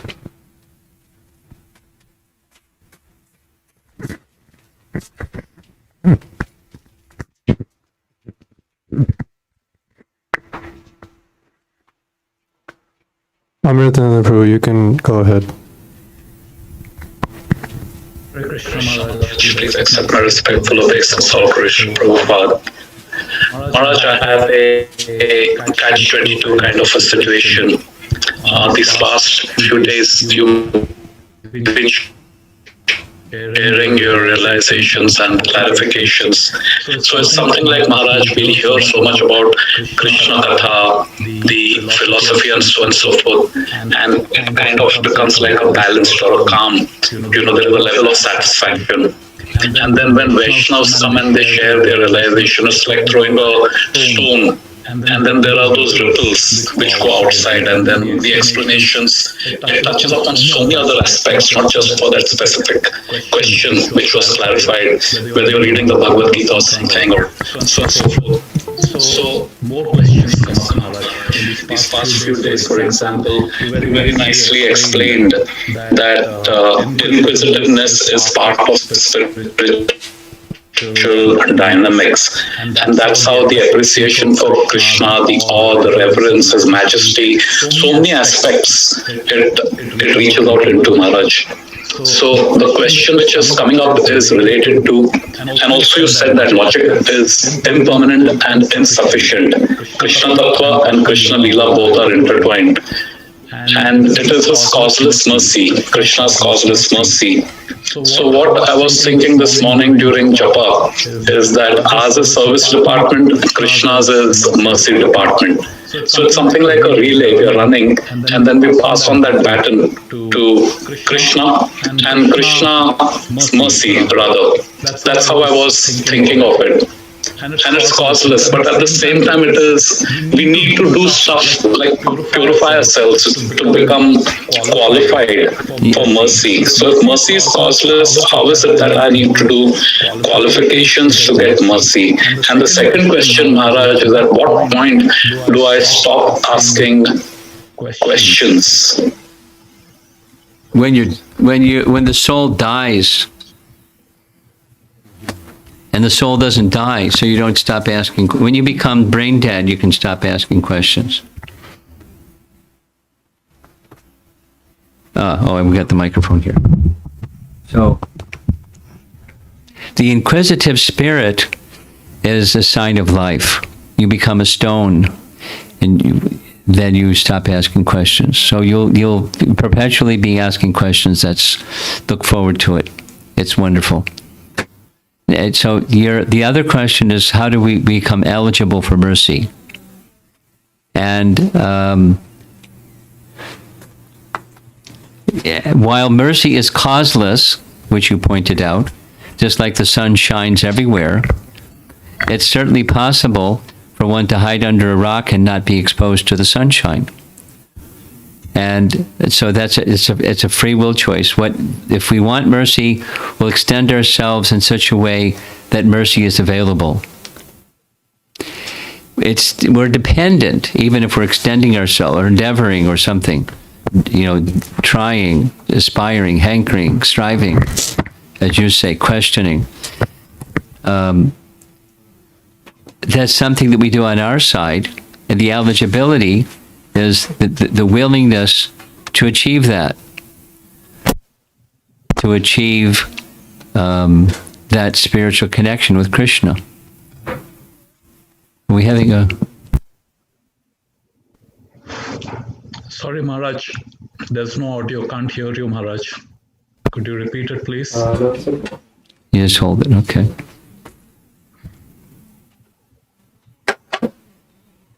Yeah, that's a good idea. So, eligibility grows. It's not static, but it's ecstatic. The eligibility can grow as your enthusiasm or eagerness grows. We know this from Rupa Goswami's teachings. The eligibility of a candidate for devotional service is to want it. Or the further eligibility is one's eagerness or taking it to extreme greed to get mercy. So there's degrees of awakened states of consciousness, but wanting to know, wanting to be in your relationship with Krishna, wanting to receive mercy. It's not static, it's dynamic. Eligibility is that wanting, and a big part of wanting comes from association.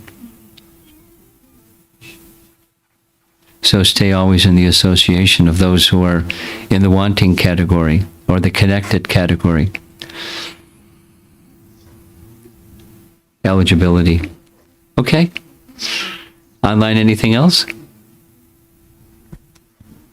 Yeah, there's another question from Surabhi. This is from China. Oh, local. From here. Okay. She asked a question in the youth thing too. What is the difference between Shiva Tattva and Mahatattva? Mahatattva is Prakriti, and Shiva Tattva is conscious energy, conscious personality. Mahatattva is Prakriti. It's just a state or one of the descriptions of the stages of Prakriti, material nature, which is not conscious. Okay. And another question from Sri Das. Guru Maharaj, because all the expansions comes from Lord Balaram, then can we say that both Lord Ramachandra and Lakshman are his expansions? Lakshman and who else? Lord Ramachandra. Not Ramachandra. Ramachandra is an expansion of Vasudeva. But Lakshman is. Yeah. Okay? You have something. Go ahead. Give that man a microphone. I know this might be a random question. Random question. Yeah, but It's okay. related to Krishna conscious. Good, I'm ready. How do the other Maharajas tell the Chinese people about Krishna even though they don't know the language Chinese? We have translators. And there's no word of God in China, so how do they explain Krishna? The Chinese translators have struggled with appropriate language to communicate the message of Krishna, because language is simply symbols. Like we say table. The word table is just a symbol of the object. And in Chinese, they'll call it something other than table, but it's a symbol to indicate the object. So they in the Chinese language, they don't have concepts that match Vedic concepts. So it's pretty hard it's challenging for the translators to come up with language that matches the object, the topic that's being discussed in Bhagavad Gita and Srimad Bhagavatam and the process of devotional service, etc. So the challenge is in the hand of the translators, but they do a pretty good job because the devotees, the Chinese devotees, they become really, really fantastic devotees. So exactly what their understanding is, I can't say because I don't speak Chinese. But it's close enough. And the close enough part is that Krishna understands their heart and Krishna connects with their heart.